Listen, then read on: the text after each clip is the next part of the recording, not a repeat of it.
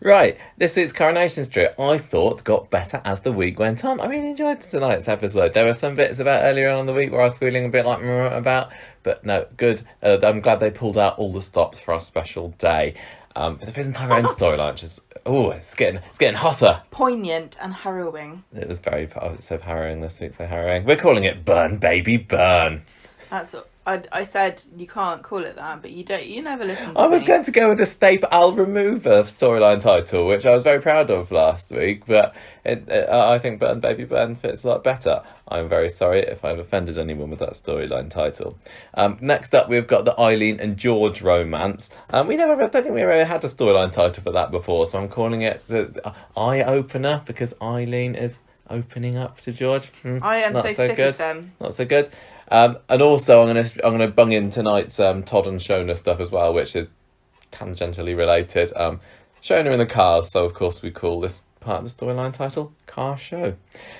Coming up next, you've given me two. I've got two options for this Aadi and Summer storyline. Yeah, you said that I can pick because I had some other options for the other ones, and you chose. I did not pick. You did not pick Burn Baby Burn. I just went, okay, I overruled you for that one. Summer Lovin', we could call this one. Maybe that's a little bit obvious. Or maybe we call it The Odd Couple.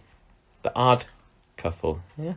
You can. It's good, The Odd Couple, I like that one. I'm not we've got a return of a couple of other storylines after that, starting off with the stretched Armstrong story, because Izzy is still working her little socks off and sewing her knickers at home for no good reason, apparently. We had a little bit more of the characters' profiled story, which was the big news last week, but it fizzled out after Monday this week. And then the storyline title is coming back because we are getting closer than I think we've ever had before to having an actual Aretha Franklin. There's got to be a wreath at this Memorial Gardens. I don't know that. And then my amazing Aretha Franklin storyline title will finally mean something. I don't think you bring cut flowers to a garden. Shut up. Right, Burn Baby Burn. What happened this week? Oh, so much drama. I'm uninvolved. I'm not blaming you. I mean, think she protested too much. Did you set fire to the flat? No one can prove anything. Right, so started off on Monday with Emma deciding that she was going to move out. Well, no, she agrees to move out so that Alina and Tyrone can buy it. I thought they were already going to buy it. I don't know anyway. I think you've just written that because you didn't know why she was moving out. But I think she was moving out because I can't remember. I'm losing track of time completely here, but Tyrone and Alina were talking about the sleeping arrangements for who's going to sleep where when the baby comes. And to start off with, they said the baby's going to sleep in their room with them, but then it's going to have the other room. So this is a 3-bedroom flat somehow. Yeah, I don't think about it too hard. I am thinking about it, and it is hard. So the kids have got a room, and then Emma's got a room, right? Mm. But they're going to boot the kids out of the room and put the baby in the room. And Alina and Tyrone's solution to this is to have the children sleeping on the sofas in the front room. Now, the front room is connected to the kitchen and the dining room and the living room and the doorway to the front door. So that means that if Emma wanted to stay living there, whenever the children were around, from like 8 o'clock at night, she wouldn't be able to use any of the communal areas apart from the bathroom, and she wouldn't be able to come in and out without waking the kids up. It's a good job she's gone then. Thank goodness she's found a boyfriend. I would have left a long time ago if I was Emma. I'm surprised that portrait on the wall hasn't scared her off, because she was quite intimidated by that at first, wasn't she? True, yeah. I also literally can't believe that their solution was, we have a sleepover in the living room. It'd be so much fun. Well, really, every other day, you're going to not be able to use your living room from 8 o'clock at night or your kitchen. That's madness. So, we then cut over to find out what Tyrone and Fiz or something are going on. Anyway, I've written in the notes here, and I can't remember why. This is today's excuse for Ruby not being in the programme. She's off at an adventure playground with a friend. We did see a little bit of Ruby this week, didn't we? She had an appearance. Yeah, she did. She did, very brief. And Hope's got a cob on. Tyrone's trying to cheer her up by saying that they can have Emma's bedroom, and that kind of seems to cheer her up somewhat. So she heads out into the yard, And then this teddy bear that she'd stolen last week, the one whose head she'd ripped off. She has a look at it just to remind us that it's there. But I did appreciate the bin cam that they use so that we could get to see it from, I don't know, last night dinner's perspective. Or maybe the teddy bear's perspective. Maybe. So they said that the kids can have Emma's bedroom, so it is a 2-bedroom flat. You've really got. I'm really got a bee in my bonnet about this. I don't know. I don't care. It's all It's we've fair be enough. burnt down soon It is anyway. burnt down, so it's irrelevant. Tyrone tells Evelyn that he's not exactly doing cartwheels over Phil and Fiz splitting up. So sad we didn't see Phil this week. I think we've seen the last of him. He wants the best for them, he says. Evelyn says, look, I know that you're doing the best for the girls, so I believe you, it's all right. Then we get to meet Emily Brontosaurus, who is Hope's little cuddly dinosaur, and makes a lot of viewers up and down the country wonder whether Coronation Street has got a thing about Jane Austen. Naming the chickens. Is Emily Bronte Jane Austen? No? Sorry, we don't all have English degrees. She's an author. Oh, is she? I thought she was a Jane character. Austen character or something. Well, that shows what I know. But, well, I mean, Coronation Street seem to have forgotten that they already did this joke. I'm with only a chicken. primary school teacher, Gemma. We don't do that. So, anyway, Emily Brontosaurus, named after the author, is apparently for this new baby because she says to Tyrone, oh, you've lost the teddy, haven't you? I did think that was a little bit odd how she was offering up her dinosaur. I didn't know whether she'd, put a bomb inside it or something. It was but it felt like suspicious. it was an actual Like, kind of benevolent gesture, or was she just covering up the fact Is it that full of she's... anthrax? I don't know. But anyway, so that's all good. So at work later, Alina tells Sarah that she's not feeling well. She's worried about the baby. Can I go home, please? And Fiz I says... forgot about this. Yeah. Fiz says, well, I think you should go to the hospital, get it checked out, actually. I thought she looked a little bit suspicious, sending Alina off to the Really? hospital. I didn't think so. I thought she just looked concerned. Oh, it's just nice. Meanwhile, Tyrone's trying to drum I up think interest you're coming for a at from party. this from a man Probably. point of view. I think, especially a woman who'd had a successful pregnancy would think, It's not get that this. successful. It was Hope that she That's gave birth to. Could have gone better if I was writing the report on that one. Oh, congratulations, Fiz, it's an arsonist. So Tyrone's trying to drum up interest with this party. Did I mention the party What earlier? party? He's Alina's feeling sad that she hasn't got any friends. She joined the club. Nobody on Coronation Street seems to have any friends. So I thought you Tyrone's... were talking about yourself. So they agreed that they're going to have this party together. Oh, yeah, cocktail party. Yes. But people aren't really sure because Kirk doesn't know what Fiz is going to think. Nobody Well, wants to take sides. Who wants to go to a cocktail party in honour of a pregnant woman who can't drink alcohol? Isn't that not really awkward? I think it was just a friend's party. Oh yeah, I've organised a baking party for my friend Mohammed. Would you like to come? No, I don't think that would Maybe be not, appropriate. So this is when Fiz comes along and finds Tyrone and says, oh, Alina's feeling bad. She's gone off to hospital. You better go and find her. So he rushes off, leaving Hope upset and abandoned once more. Oh dear. Yes. So we She'll take cut that. to the I'm sure hospital she'll take that later on on, the and chin. Alina's having a scan. Oh, it's all a bit tense. But the baby's fine. And then despite the baby not being old enough for you to be able to tell the sex, How do you know this? I read it on the internet. Right, good. That's okay. where I get all my baby facts. This kid is Well, like... babies can't tell you themselves, can This they? kid is like 8 to 10 weeks or something, and apparently that's too early. But never mind that. They've got Well, super scanners at obviously- Weatherfield General. A young Andre has a giant dong. maybe. It's a boy. It's a boy. She's like, it's a boy or it's got 3 legs. Yeah, that's how you know. And Tyrone, so proud, so proud, and maybe a bit jealous as well. So they go going back really home bad. later. You I know, I'm you sorry. bird us. I'm sorry. It's all right. So Hope comes round the flat, brings this dinosaur along. Alina's pretty chuffed that she has earned Hope's forgiveness, maybe. Well, she's also happy that she's having a baby boy. She is. And I don't think that Andre would want a dinosaur called Emily Brontosaurus. Maybe a dinosaur that's called like Death McFang Talon or something.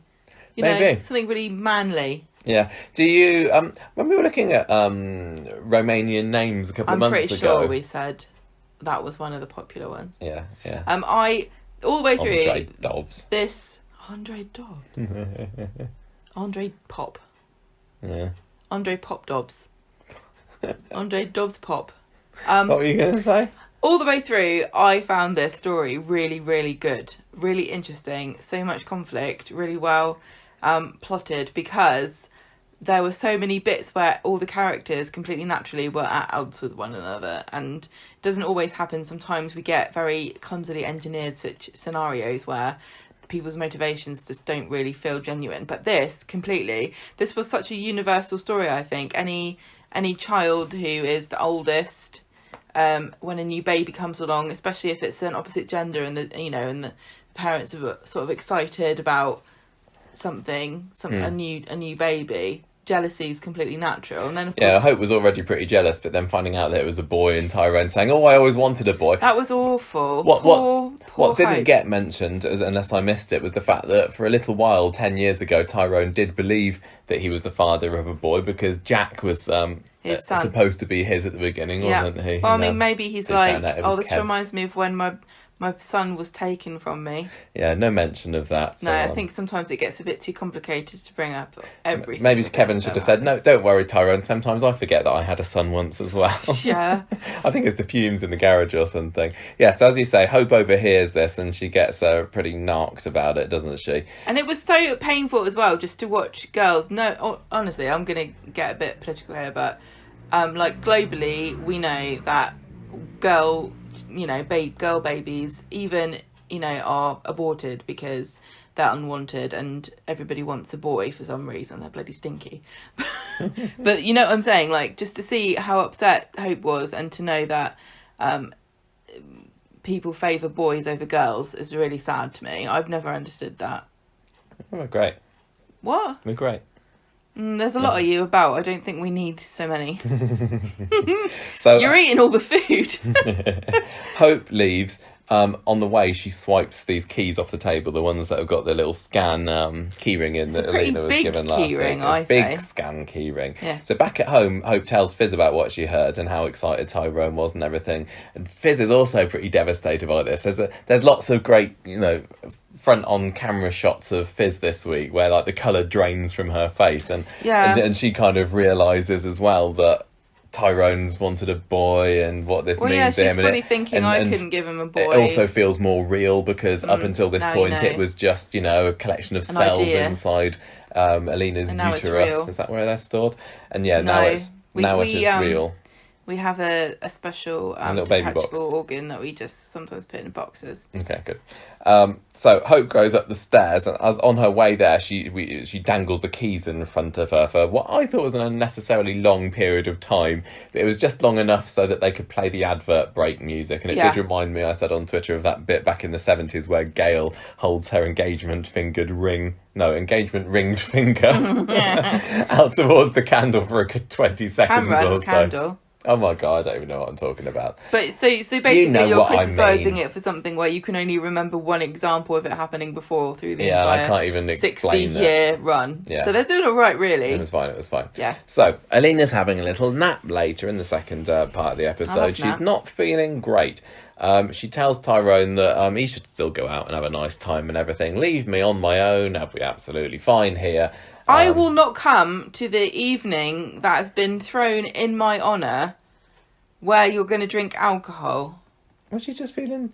No, but I'm saying, like, she? what a bust this idea was for a party. Maybe. I don't know, I didn't mind.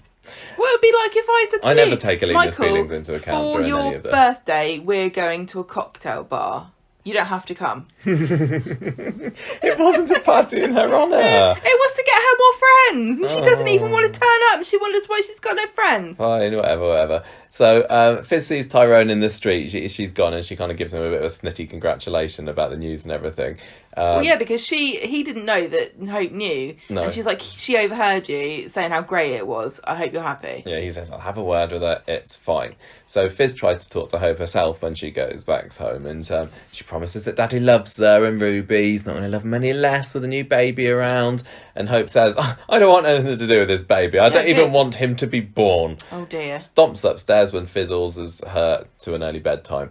So I don't think that at this stage that kind of behaviour would raise any warning flags for me. No, of course not. That's what I'd say if I was a kid. That's what I'd say if I was grown up. Yeah. But it escalates somewhat during the week, doesn't it? So do you think that Hope really did what everyone thinks she did? Well, let's we'll talk about it later. Okay,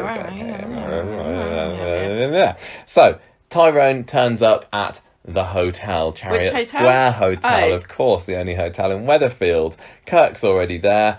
It looks like there's just the two of them turned up, so it's a bit of a damp squib of a party. Beth's backed out because she needs to stay on Fiz's side here. But they end up having a few nice drinks together. They talk about... What did they talk about? There's a funny thing about... Oh, it's eating soup, wasn't it? And the utensils you need for it, and why have a bowl when you can eat straight from the saucepan, and why use a spoon when you can just... We know someone like that, don't we? We do know someone like that. A little bit like that. Why even heat it up?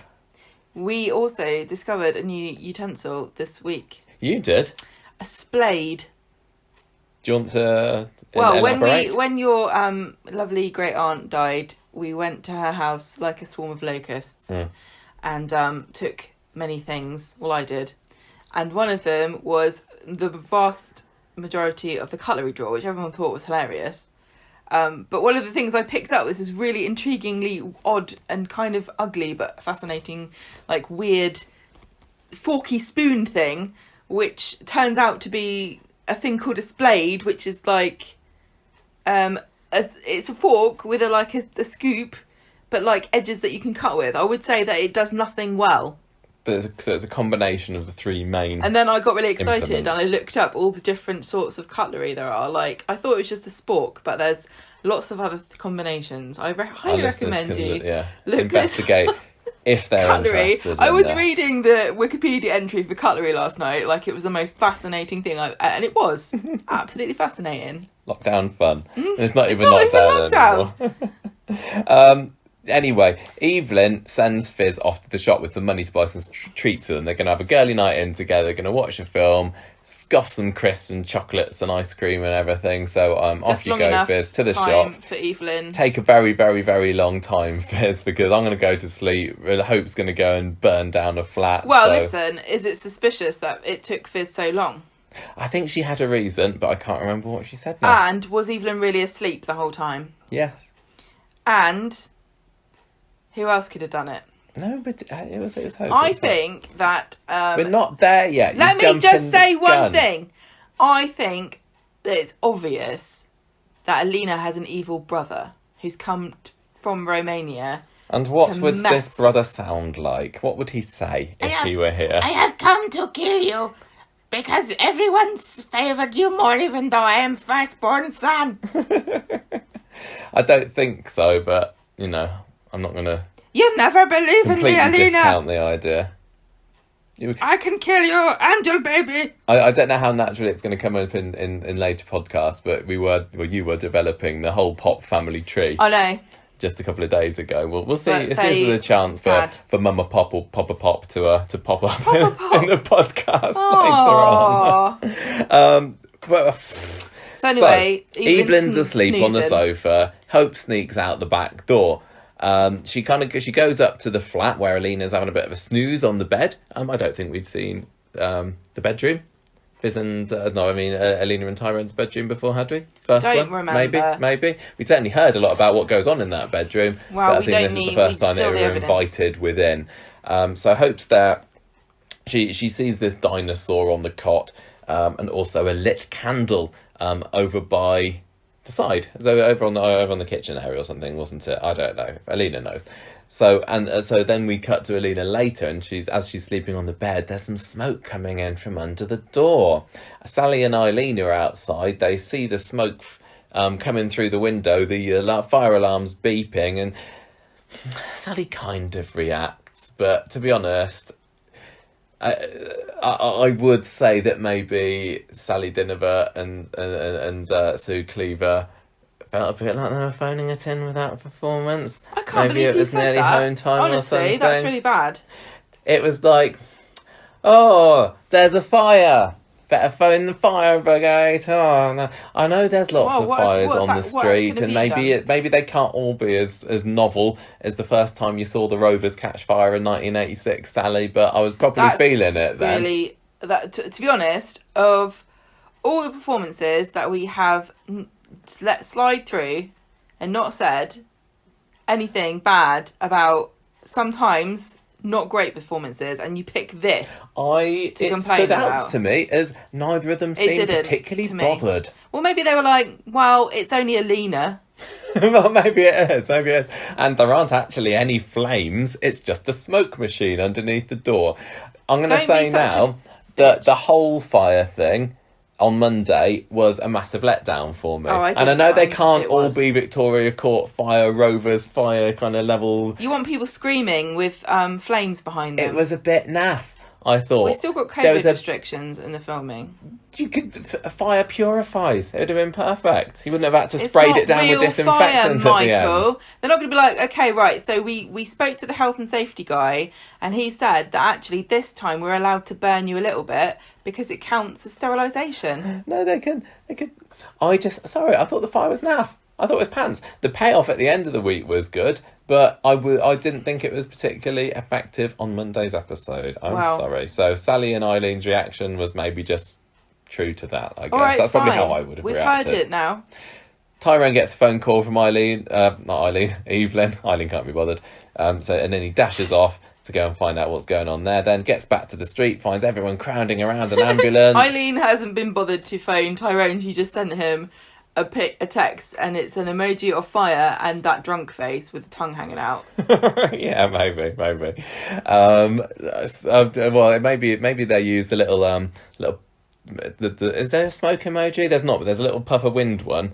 Yeah, fart emoji. Yeah. Either Alina's burnt up to death in a fire, or she's got a case of explosive flatulence. One or the other. You need to get back to the street, Tyrone. She sent Tyrone pot by name, pot by nature.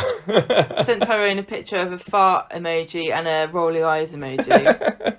Anyway, it's all drama in the street when he gets back. Apparently ambulance there. No, it's not really. I'm just bigging it up for Corrie's sake. You're being right. Alina's being wheeled into the ambulance, stretchered in there. She's inhaled a lot of smoke, but it hasn't touched a beautiful face. Oh, good. Fiz watches the ambulance pull away from the pavement. Meanwhile, Hope has managed to get a crack across the street pretty quickly, and she's Ina Sharple's curtain twitching away, looking kind of evil, like she did it. Oh dear. And that is Monday. Wednesday, we have the hospital again. Tyrone visits Alina there. She's pretty much fine. And they're very happy. They are, because they didn't die. They did, yeah. All's well ends well, but it hasn't ended yet. They decide to call the baby Andre at this point. They love each other. There. Over in the cafe. Doesn't he buy her a present as well? Some kind of baby. Yes. Oh, was it a baby grow? Was it another sale for Michael? I think it was a T-shirt that said something about "I've got a baby" or something. No, I thought it was a baby that said "I've got a baby." No, I thought it was a baby. He's bought a baby from a shop. He's like, look, I don't even know why anyone gives birth these days. I've read what happens in the script later this episode. I'm just going to keep this one. No, I thought it was a baby grow, but I don't know. Wasn't it something to do with the dinosaur though? I don't know. So Evelyn learns from Tyrone that he's about to meet the fire investigation officer later to try and find out how this fire might have started. Hope is there at the time, kind of glaring in.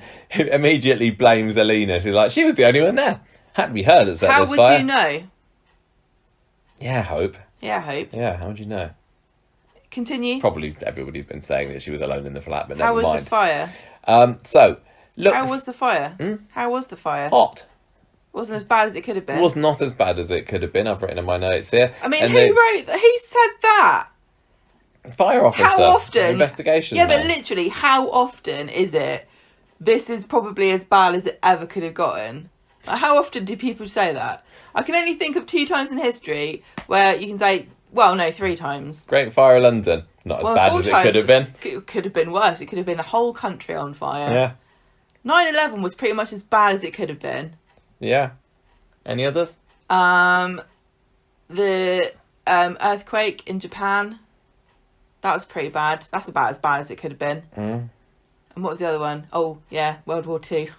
That was pretty much as bad as it could have been. They're high up there in your top 5 natural / man-made disasters. The fireman's of humanity. like, it's not as bad as it could have been. Think of all the terrible things like the Great Fire of London it could have been. Yeah. Could have burned down the whole street. To be honest, we did see inside it later, and the way that they represented the fact that a fire has taken place is there was a bit of a grey filter over the camera. They put soot everywhere. Oh, no. They did. Okay. I think I just was. What is wrong with you? No, I was just a bit down on the story this week until today. Okay. So, yeah, this not as bad as fire it could have officer been. has been taking hints from Craig's books. He's like, I can't really tell you. I'm not allowed to say how I think it started, but go on then. It was a candle. There's a There was the candle. remains of a candle by the cot. Alina finds out that it was this candle apparently that caused the fire. Well, no, it was. And she blames herself. Yes. She's packing, but everything's okay because at least they're fine and the baby's safe. Oh no, wait, they're packing to go home later. She's told her next scan is in 6 to 8 weeks. And at the time I thought, okay, maybe the storyline's going to go on hiatus for a little bit. Next filming block's going to come in, then we're going to come back to it. But no, as she is getting ready to go, she realises that she thinks she's bleeding. And not from her nose or... Michael, She's bleeding from... Michael, you don't even have to say. She just said she thinks she's bleeding. You don't need to be such a dick about this. I'm sorry. You're being a dick. She loses the baby. She has a miscarriage. It's really the baby sad. is gone. And because Alina immediately blames herself, she thinks it's her fault. And she says, I killed our baby. And it's really sad. I honestly was watching this. And it doesn't really affect me. I don't really find these stories... Because the thing is about Coronation Street is that they've got a really bad track record with miscarriages. We said before, if you're pregnant on Coronation Street, we haven't done the stats recently, but the last time we talked about this, it was a 50-50 as to whether you're going to give birth to a baby if you're pregnant on Coronation Street, and you know you're pregnant. I don't think it's that bad in real life, but miscarriages are sadly incredibly common. And I think just the fact that all the things I've read recently from women and talking about the experience and how sad it was and how excited. The other thing about this is that very, very rarely on Coronation Street do you get a character that's genuinely excited about having a baby. Quite often it's like, oh no, who's the dad? Or, whoops, I didn't mean to get pregnant. They didn't plan on this, but we have spent a lot of time watching Alina and Tyrone getting excited and planning way more than we've spent watching any other character who's got pregnant before on the street preparing for a birth. And the fact that she was so excited, and she is a very sweet girl, very innocent, and it was just really tragic to see her break down, especially when she thought it was her fault. I completely see what you're saying, but you don't need to say any more. You say that often with these miscarriages or whatever, it doesn't affect you, and I can still say that this one didn't really affect me. I didn't particular. I'm not saying that miscarriages obviously in real life. You don't need to. But I wasn't watching it feeling really, really sad for her. I found this really absolutely tragic. I was not expecting this to happen for a start. I was surprised. I was definitely surprised. I didn't know it was going to happen. And I think because she's so young as well, and she's just so excited, and she just gave herself completely to the idea that this was going to happen. And me, as a pessimist, anytime anything good happens in my life, I'm just waiting for something to go wrong. So it was nice watching somebody enjoy something that's a very natural and happy thing, but then it to be turned into something tragic and inhumane like a miscarriage, especially when she blames herself for it because she thinks that the candle set the fire and she did that really upset me. I think maybe it's just partly because it was Alina. And you don't need to make excuses. I'm not making excuses. I'm not having a go at you. I'm just saying not everything affects everybody. but you don't need to. What did get me a little more was when Evelyn has to tell the girls about this, because Maureen Lipman, I love her, and she's the one that she gets the phone call from Ty, doesn't she? And or was it Fiz? I can't remember. And then she has to sit them down and says, "Oh, Daddy and Alina are going to be sad for a while. Then she's not having a baby anymore. You're going to need to give them lots of hugs." And I thought that those lines were delivered brilliantly. I think I can't sing her praises more. She was really good this week. She didn't. They didn't really give her. They didn't have loads to do, did they? They were looks. But she worked so well with just a look. Yeah. There was a bit later on where she's sitting and Fiz is like banging on about something, and you can tell Evelyn is thinking, "I've just lost my great grandchild." She, I was, she's mad at Tyrone, but that was still a member of her family who's gone, and then she kind of snaps herself out of it because nobody's there to look after her, are they? Everyone's relying on her. Well, the very last shot that we got of Evelyn this week was great as well. It was just like a half a second, if that, wasn't it? Her closing the door. Yeah, she's so good. And then just kind of dissolving. She's had to keep being the strong one, because nobody even expects her to have these reactions. They just take it for granted that she's gonna absorb their emotions. And I think what she found difficult in this scene where she was breaking the news to Hope and Ruby was the fact that these girls didn't really seem to get it. Ruby we didn't get much reaction from, and Hope just gets mad, doesn't she? She's like, this should have made Daddy come home, because she's like, is he going to come and live with us now? And she's like, no, she's going to go back with Alina. Yeah, because she basically thought the baby is the only thing. Yeah, so she together. stomps off, and Evelyn's like, something's not right here.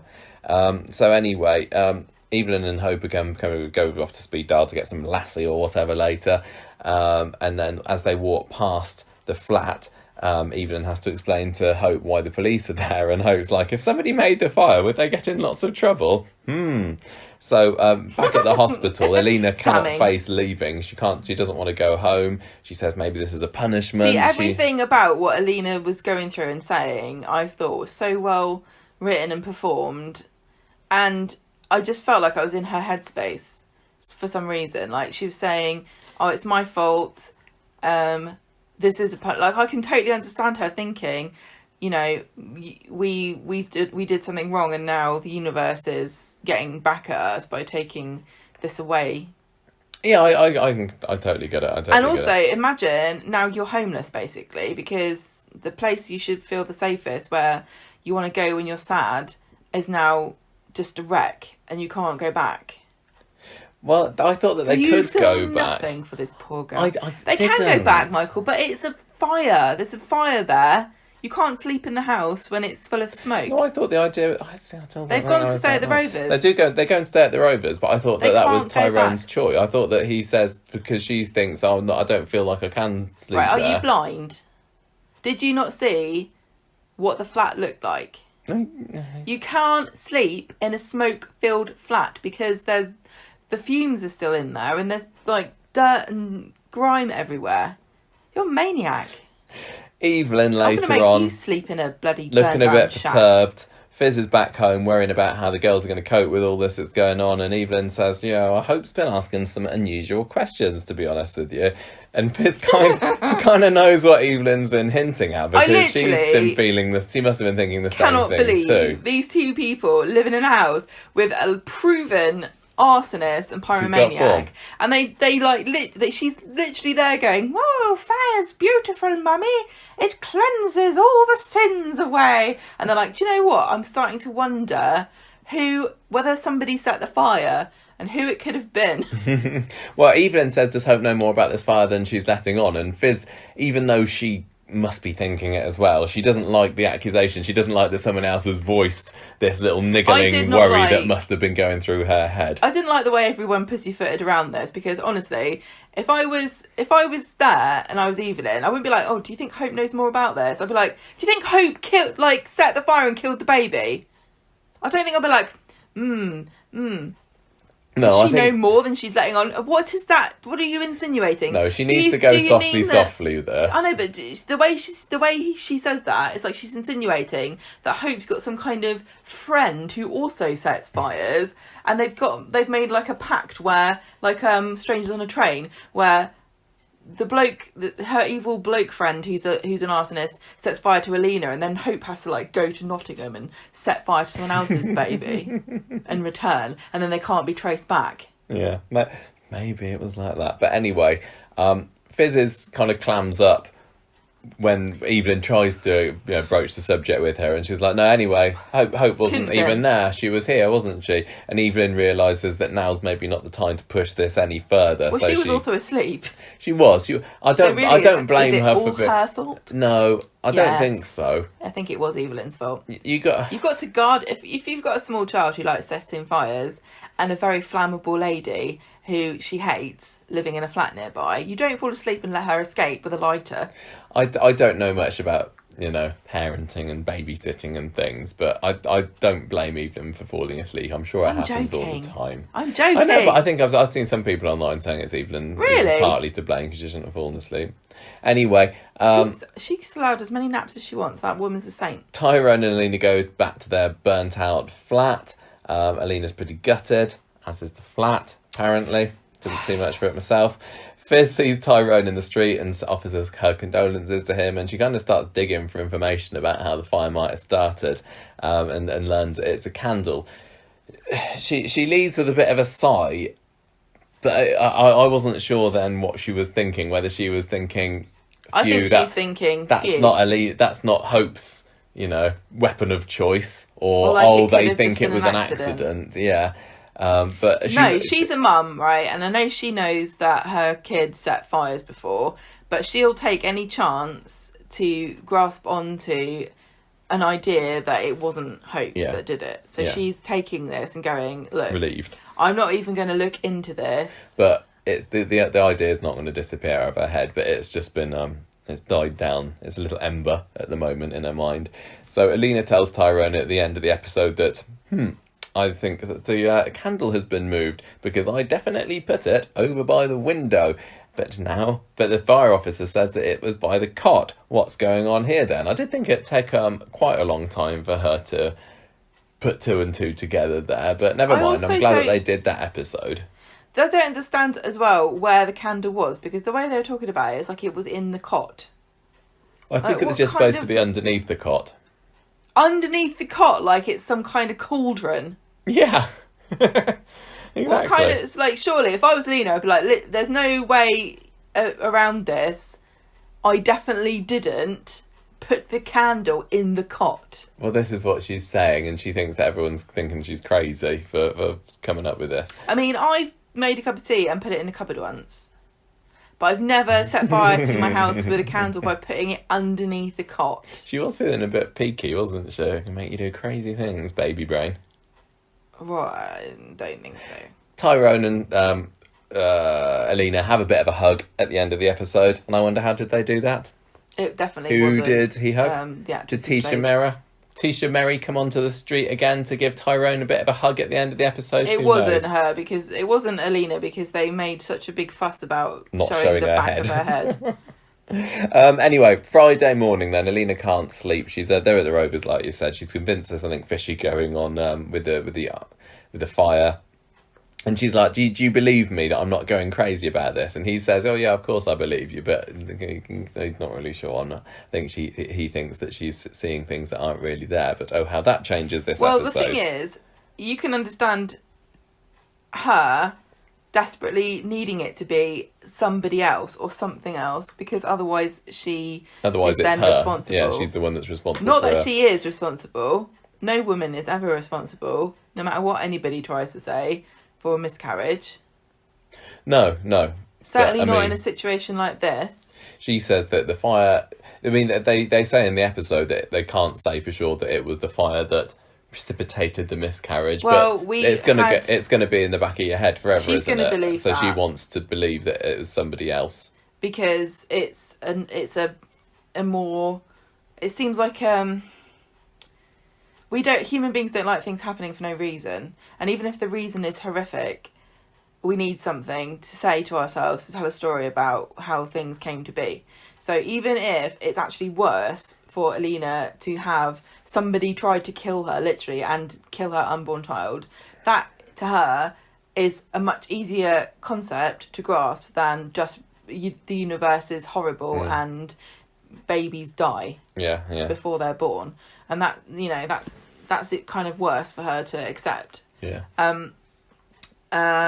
But I forgot what I was going to say. Well, she's not the only person that's on the case with this, is she? Because Evelyn's still trying to broach the subject with Fiz, and Fiz is like, look, you missed my act. It was just a candle that Alina lit.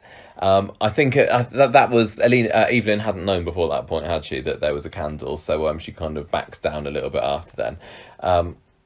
We see Alina and Tyrone in the flat later. She still can't let it drop. She wants to know why Tyrone isn't as mad as she is about this.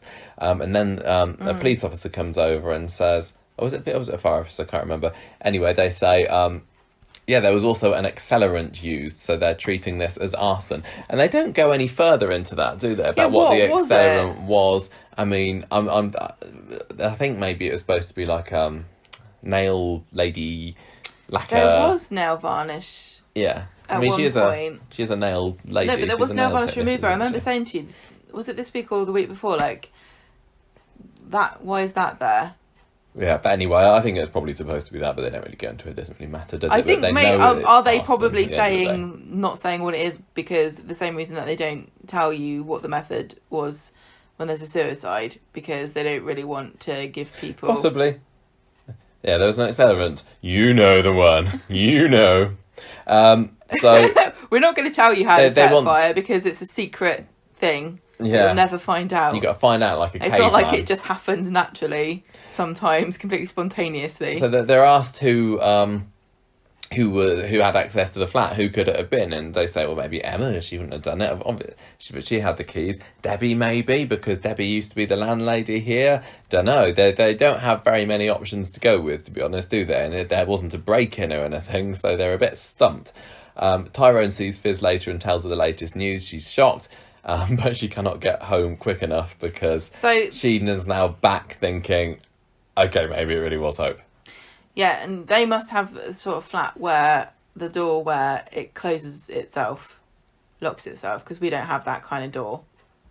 I guess if I had a nap, the front door might very well be open. Not open, but unlocked. Like anyone could come in unless we specifically lock it. Hope had the keys, didn't she, to get back in? Yeah, I know, but that's what I'm saying. Yeah. Anyway, so he goes back to the flat, does Tyrone. Alina's tearing it apart, trying to find this scan photo keyring that Hope's had. She doesn't know Hope's got it. By this point, she is convinced that it must be Fiz. Who else could it be? Somebody's tried to kill me, she says. Well, I kind of miss... Why did she say it was Fiz? Just because... Because there's nobody else that makes sense. Listen, you're Alina. You've just lost your baby. You know that Fiz hates you. And she's probably feeling a bit of guilt there for what... how the relationship ended. And that's probably projecting as well. And she's thinking, I don't actually know that many people. And you really have to be motivated. And you have to know the flat's here and you have to have the key. How many people do I know who have all those things? And they literally listed the people. And one of them is Fiz. And of all the people... This is the only one that makes any logical sense, and she actually has a motive. So why on earth would she not say it was Fiz? It's still all a bit circumstantial, isn't it? But okay. Well, she's not bloody trying her in court of law, is she? Not yet. She's coming up with ideas, and she doesn't need to be rational now. She's had a horrible tragedy before her, and I don't see anything wrong with her thinking... This is the most logical person here. So, back at number... Also, she's in a soap. Back at number 9, Fiz gets Hope alone. She tells Evelyn to take Ruby out for a walk, and Cerberus.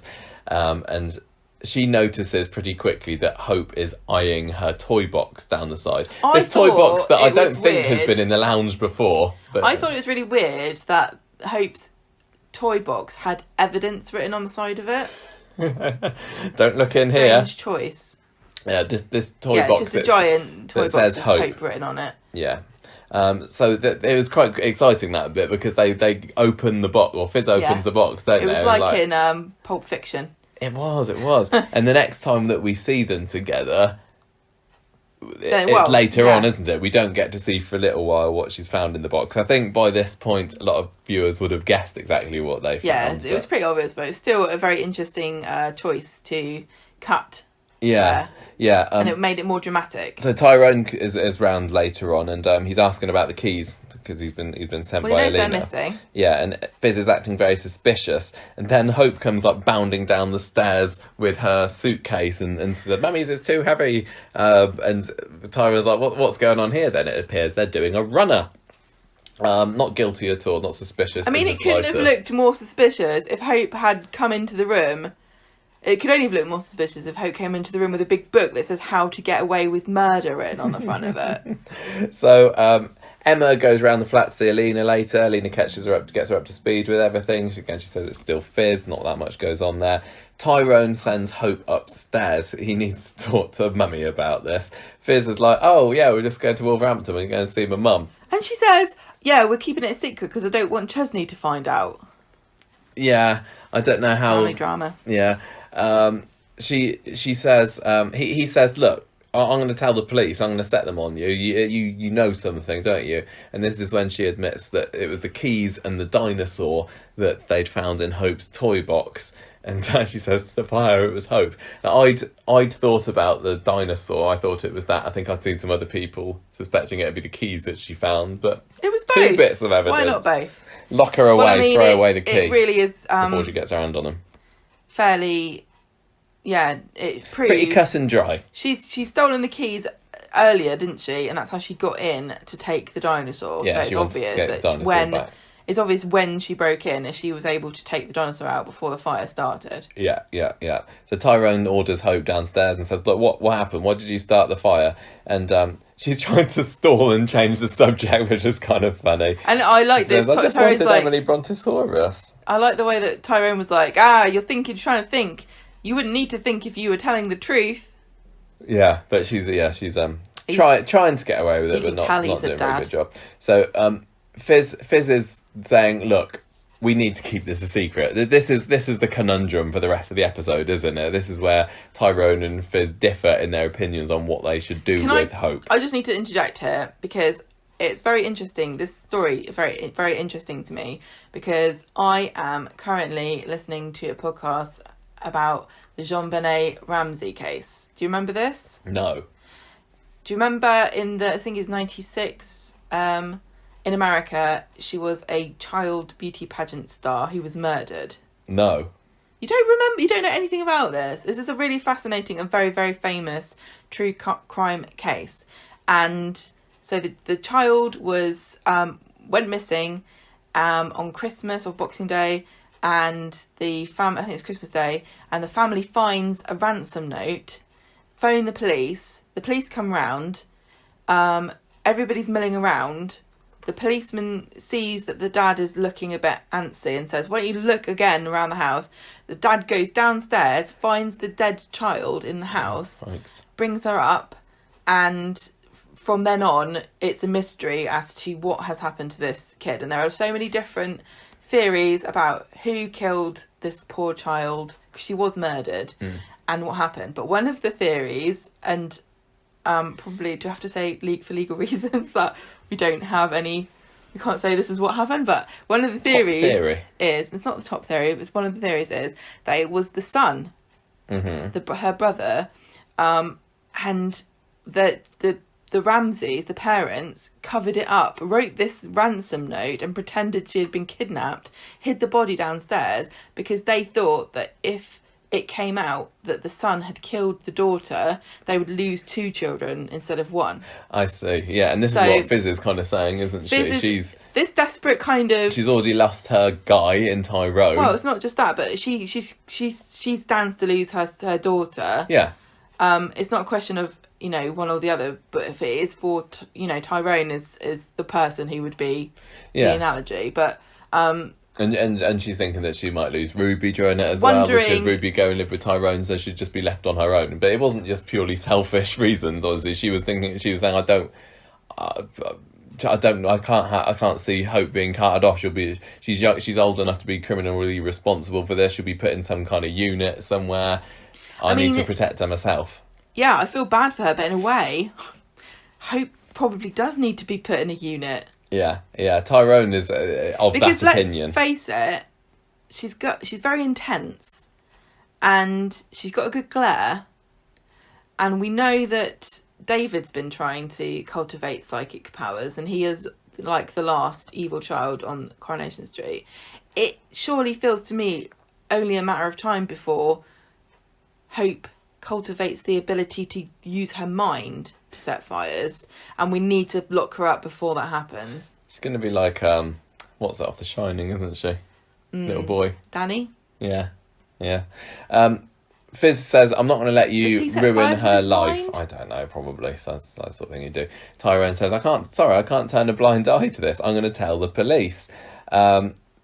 Alina... I love this discussion. Didn't you find this really interesting? Yeah, I did. Well, let's get to the end and we'll talk about what we think. It's fine. It's all right. So Alina and Emma have turned this house upside down for the keys. They're not found them. So Alina comes marching around the house, banging on the door. She wants to have it out with Fiz, and Fiz is like, Tyrone, don't answer the door. You've got to let her go. And Tyrone's kind of stuck between, two women there. I've said that I'm gonna. But can I just say, I thought this was really interesting because it on the surface, it's who do I pick between my girlfriend or my ex who needs me more? Perhaps, I don't know. But actually, it wasn't a choice because he just didn't do anything. Yeah, sometimes it's the easiest way. I think Tyrone is definitely the easy way kind of a guy. Yeah. She ends up going home. Fiz says thank you, but he says, no, I still can't stay silent on this. Neither can Alina, because the next thing we know that she is ringing the police. She says, I'm sick of being patient. And I'm going to do something about it. So Officer Craigie comes round, and she's already said by this point that she thinks it's Fiz. She says, I accuse Fiz Stape of trying to murder me and killing my unborn child. And Craig's like, okay, but what does Tyrone think? Like, I'm sorry, I didn't know that this was 1955 and I had to get my husband's approval and sign off on every thought I had that popped through my head that wasn't to do with dinner and how to wash the children's clothes. Yeah, he wants anyway. So he says, "Look, I'll look into it." Yeah, I'll look. He's like, it's not urgent. He's like, to be honest, Alina, this isn't my top priority because have you seen the absolute state of the parking around here? Yeah, it's only a matter of time before somebody kicks off. Somebody's had their car covered in shaving foam. I mean, I think fires. I've heard. The old adage, a fire never starts twice in the same flat. Yeah. So I think you're fine. You're safe for the moment. Unless somebody tries to burn down the Rovers, but that's been done. There's more Fiz and Tyrone arguing. It's only twice. More Fiz and Tyrone arguing, more of her begging him not to do anything about it. Careless. She says, don't let them take Hope away from me. I thought this was great. Craig really well performed as well. Goes over to number 9, knocking on the door. Evelyn's there, just come back from the shop, so she lets them in, but the house is empty. What? He says, it's all right, I'll come back later. But, he knows where they live. But Fiz and Hope at this point are working their way down to the tram stop with all those bags. They're doing a runner, they're legging it. But does Tyrone know about this? Yes, he does. It transpires at the end of the episode because... while they're trying to get into the house, Tyrone's like... Oh, hi! I wonder where they could be. I've been off somewhere. He looks guilty about knowing, but he definitely knows that, and he is protecting Fiz. And however she's trying to evade the law. Well, I love this. I think this just goes to show Weatherfield justice, isn't it? Craig's obviously going to say, what do you expect me to do about this, boss? That she's gone. Yeah. She went in a tram, and that there aren't any. Because this is a set. That'd be so sick. So how am I supposed to get anywhere? I know we always make a joke about the ring road, but we all know we're trapped here forever. And if she's gone off of the set, I can't follow her because there's no location shooting. Right, so we've talked a lot of our opinions about this story as it's been going along, but I know I felt I was definitely down on it with the whole miscarriage thing. Look, but it was worth it for me because I just need to what? Say it again. That I found it quite affecting, but I've also seen other people saying they didn't like it and they didn't find it very compelling because they thought it was being used as a plot device, and they found it a bit hollow. But That's what I think. That's what okay. I thought. Oh, right. But I'm just it totally was a plot device. But that's what I enjoyed. I thought it was just on the right side of sensational by Friday, What's and I the do like a difference little bit of sensation in my Coronation Street. between a plot so device and a story, part of a story. I don't know. Because I really do think It's like, that oh, here Alina we go. got Is enough this again? of- Drama. Alina got enough time to articulate how it is affecting her, and not every tragedy that befalls people in real life can be the centre of its own story. No, I know. And these things happen in real life. I think people. It's difficult. I think that quite a few viewers weren't happy with the fact that Hope has kind of been made a murderer. Was it now. her? This is the thing. And has she fallen on her sword just for the sake of the plot? And... I really can't believe that Hope did it now. I just think it's going to turn out to be somebody else or something else. But that's the thing that I'm stuck she on. Has she actually said, yes, I did it? I don't know whether we've seen her saying that, but Fiz seems so convinced. decided. But she has had more time with Hope since this reveal took place than we have seen. So I know, but you surely... wouldn't keep double checking and going, are you sure you definitely murdered Alina's unborn child? Or before The today's thing episode, I thought maybe it turns out that it was somebody else. But at the this thing point, is, I think it really was. couldn't be anybody else, because who could it have been?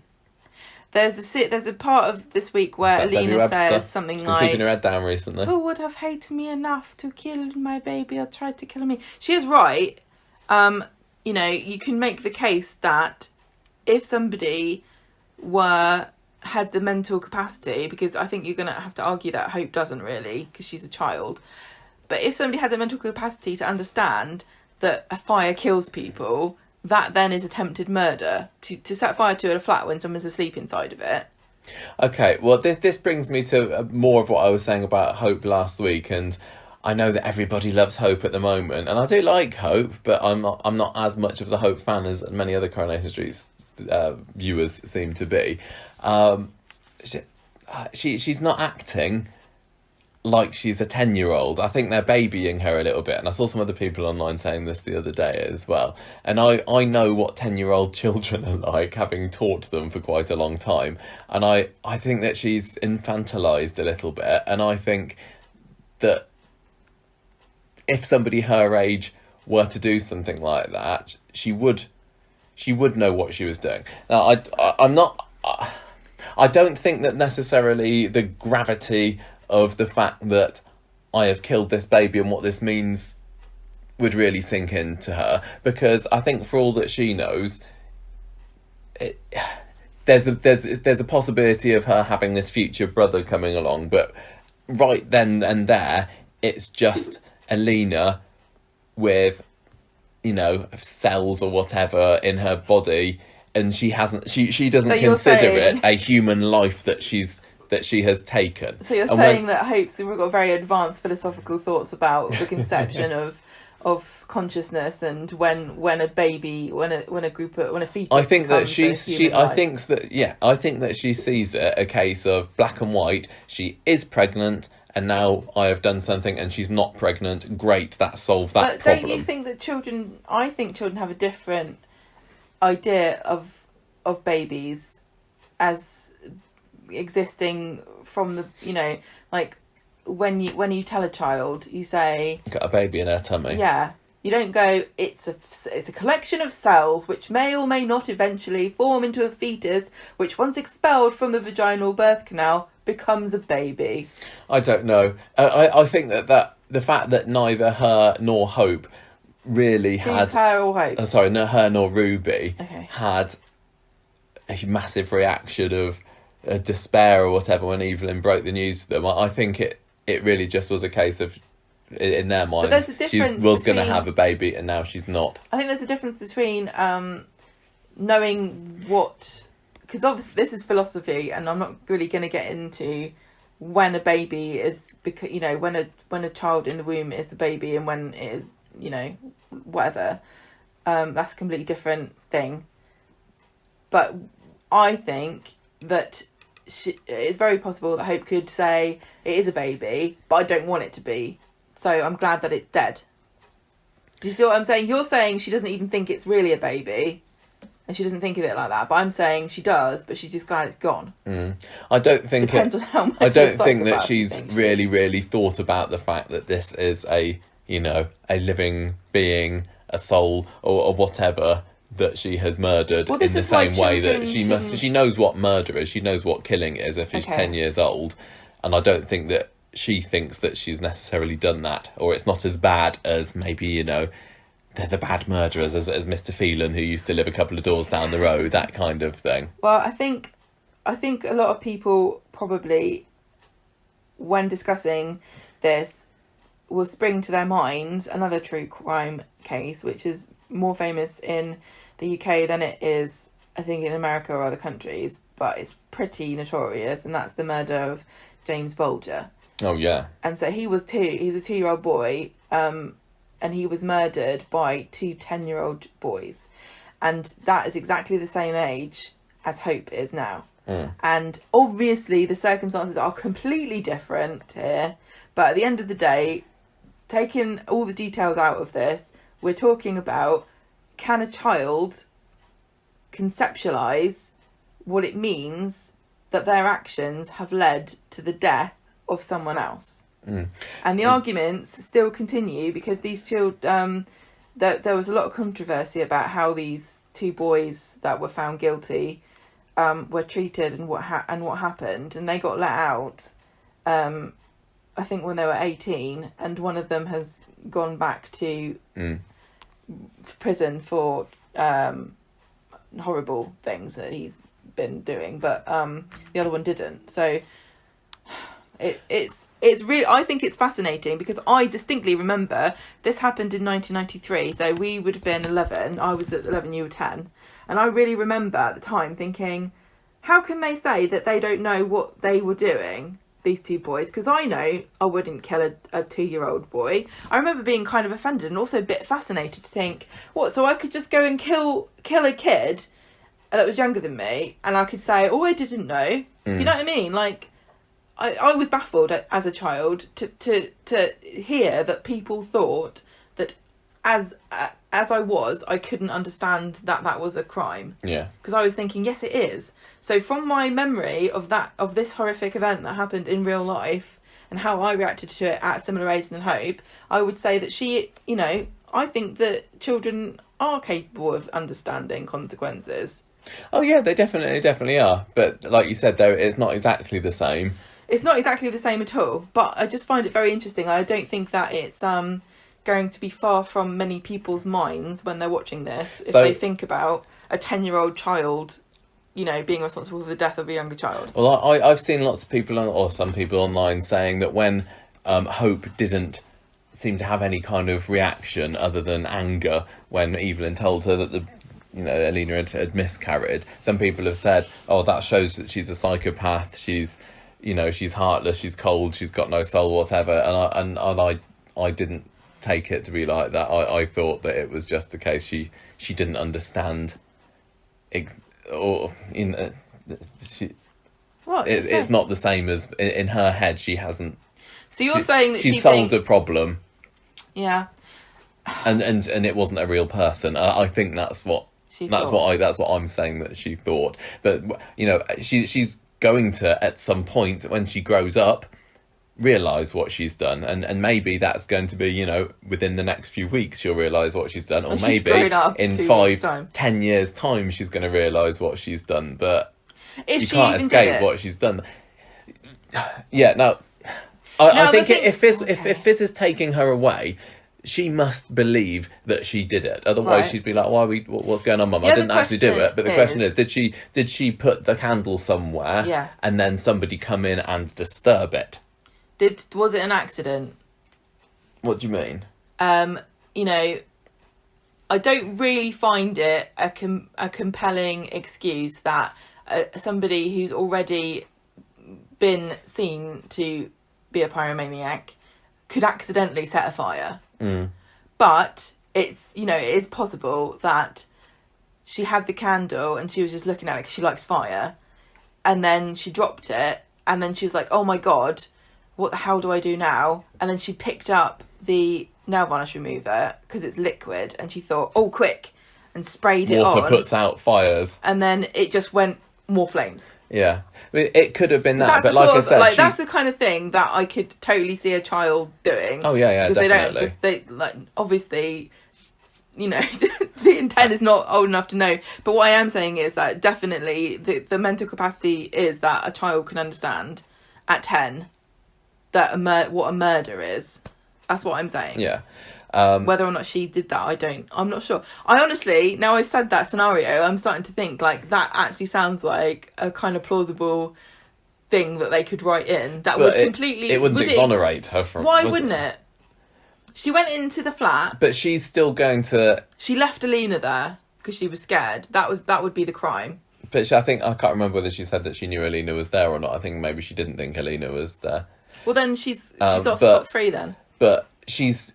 Whether it was, you know, she meant to do it or not, she's still going to end up having to live with the consequences that what she did I don't think that... has led to Alina having a miscarriage, and I think that's something that would eat away at her But- when she's old enough to really, really understand it. Again, Coronation Street's put in a bit of plausible deniability here with Alina having her scan, you know, having her stomach pain, and then going.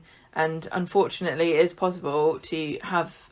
I don't want to scare people that are pregnant, but, you know, sometimes it can be fine and then it's not. And that's unfortunately, that's what I mean. And it is another one of those things that we will never know. It's not really scaring anyone because it was on the show.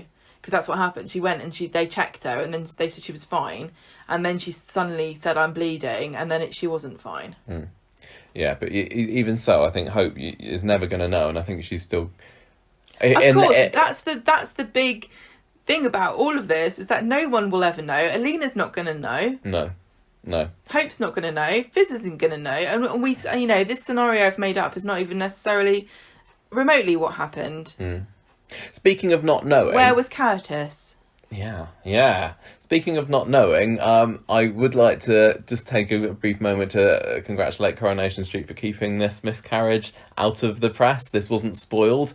I mean, what I had seen, unfortunately, was I think I'd seen a picture of Alina being wheeled into an ambulance, and I think even like a few days after that, but before it was broadcast, I'd seen that there was going to be a fire and Hope was going to set fire, so I had been spoiled a little bit, and maybe that ties into a little bit about me being a bit meh about it. But yeah, definitely the whole miscarriage thing was a definite surprise, and it's nice when that happens, and I think it's probably, as a viewer, for the best that this baby isn't isn't gonna she's not gonna carry it to term or anything, because it's made the storyline an awful lot more exciting. Well, For the yeah, rest I guess of the this is weekend what people and are beyond. saying I about don't it want being her. I a don't want plot Tide device. to be tied to him. I don't want her to always have his baby. We've got, I'm happy with the way that it's gone. And You're evil. I know, and this storyline has been one of my favourites of the year, but it's been going up and down a little bit recently. And I'm definitely I'm loving it now.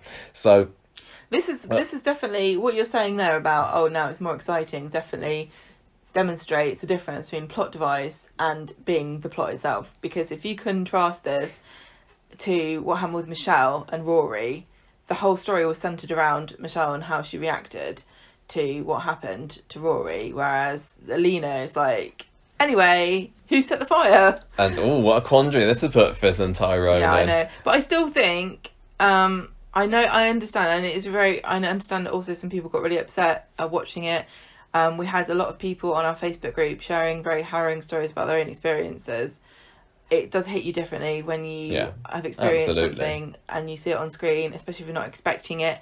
We also saw people talking about the fact that we don't listen to the continuity announcer at the beginning normally, but I heard people saying that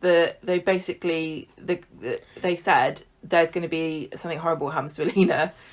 Watch out, and it's obvious from that. Yeah, that spoiled it a little bit, didn't it? Yes, so some people were sort of saying, okay, well, that helped me. And other people saying, okay, I've had a miscarriage, but I didn't want to be spoiled, which is really interesting. I don't think there's any right way of doing this. And, you know, we can debate all day long about, is it, you know, good or bad to make entertainment out of things that upset people. I see people talking about this, about miscarriages, and it is horrible, but I never see anybody complaining about murders being, you know, the centre of fiction and movies, and, you know, murdered, like, people get murdered in real life. Too dark. Do you see what I'm saying, though? Nobody's like advocating for there never being murders on television, because sometimes it happens to people in real life. I think if it's handled sensitively, I don't see why it shouldn't be allowed. I think there's very little that shouldn't be on the table when it's a soap. I really agree with you. I just think it's a matter of how is it handled, and, you know, I can see what people are saying about it being a plot device, but from my perspective as somebody who isn't generally affected by miscarriage storylines, I found it really upsetting, and I really felt for Alina. And I think is that the hallmark of it being that's the thing. Is it only justifiable if it upsets people? You know? Yeah. I don't know. What did you think about what Tyrone and Fiz have ended up doing? Do you think that? Oh, it's good, isn't it? It is good. I think, in a way, I think it's good because it's like it feels inevitable to me that this secret, which Tyrone clearly should not be having a secret from Alina, but she's going to find out, say, "Oh, I'm going to dump you." Saying. Fiz and Tyrone get back together again, which is kind of what I want. This conflict is really well put together because everybody's got such a strong motivation. Like Alina, there's no way Alina's going to listen to anything Tyrone says to defend Hope or Fiz from what's happened to her and her baby. I completely understand and I'm totally on board with her motivations. I'm looking forward to seeing what happens next week when it becomes very clear that Fiz and Hope have done a bunk, and Alina's going, look how guilty it makes them look. They've run away, and Tyrone's going to have to be like, oh no, I'm sure there's a perfectly reasonable explanation. Yeah. So you've also got Fiz, who knows her child's a monster, but what's she supposed to do about that?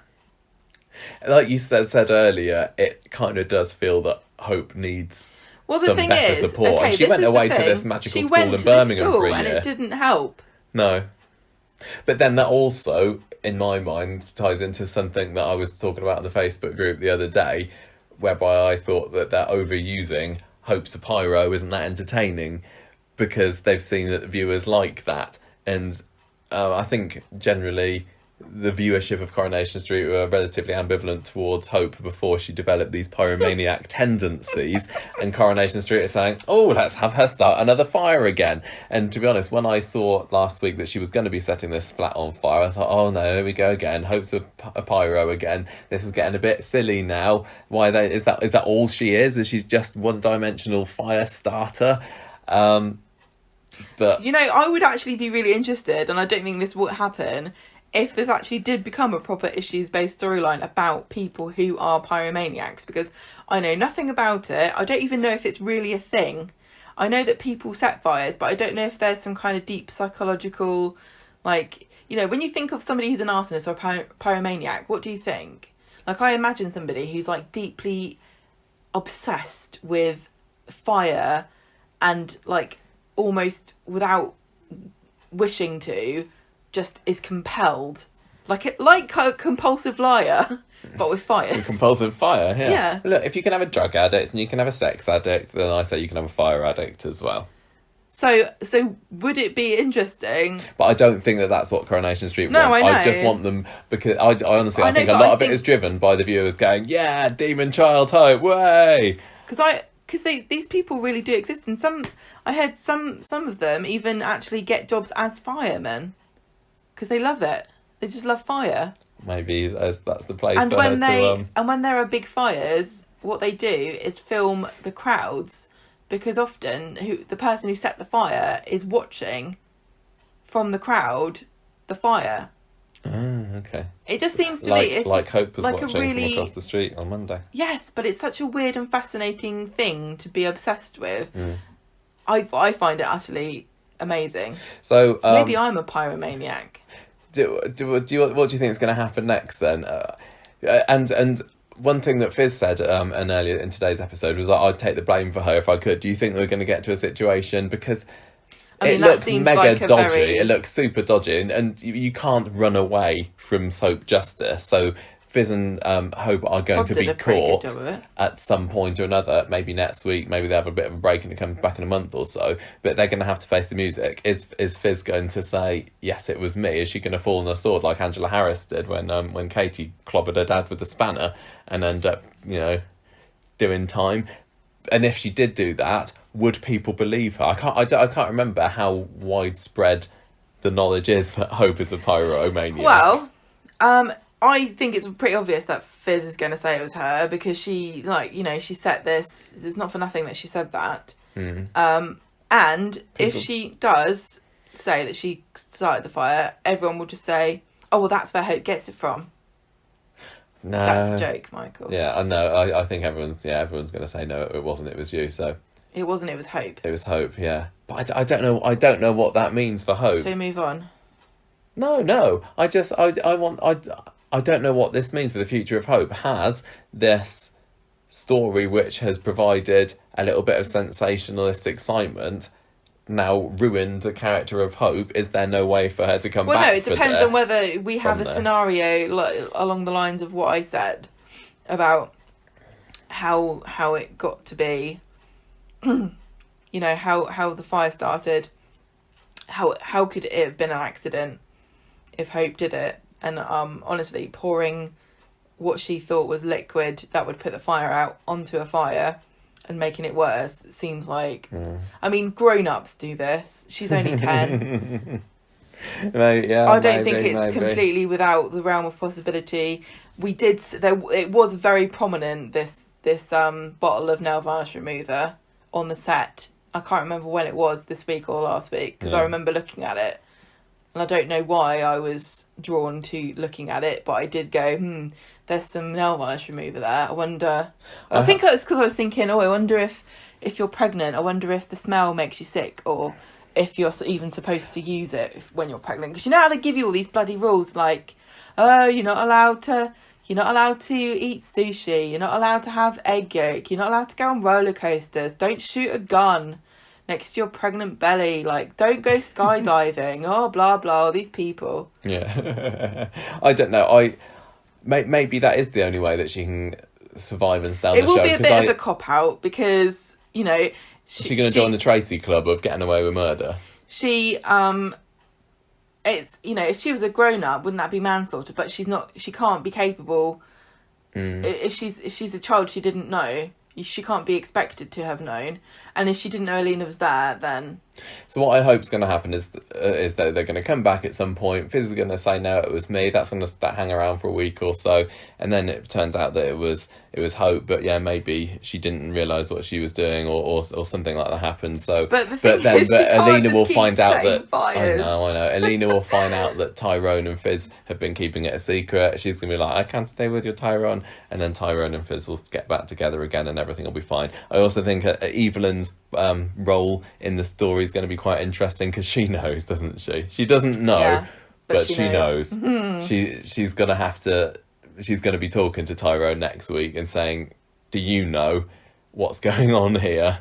I think that could be some quite exciting scenes. I'm really looking forward to seeing that. I think it's a really great story. But I also really want sensational. I want Hope to stay in the show, because I want this family unit of the Dobbs-Stapes to stay together, and I'm really fascinated to see what long-term effects this has on Hope's psyche, and it's going to take 5-10 years for us to be able to properly get those things. They won't even bother.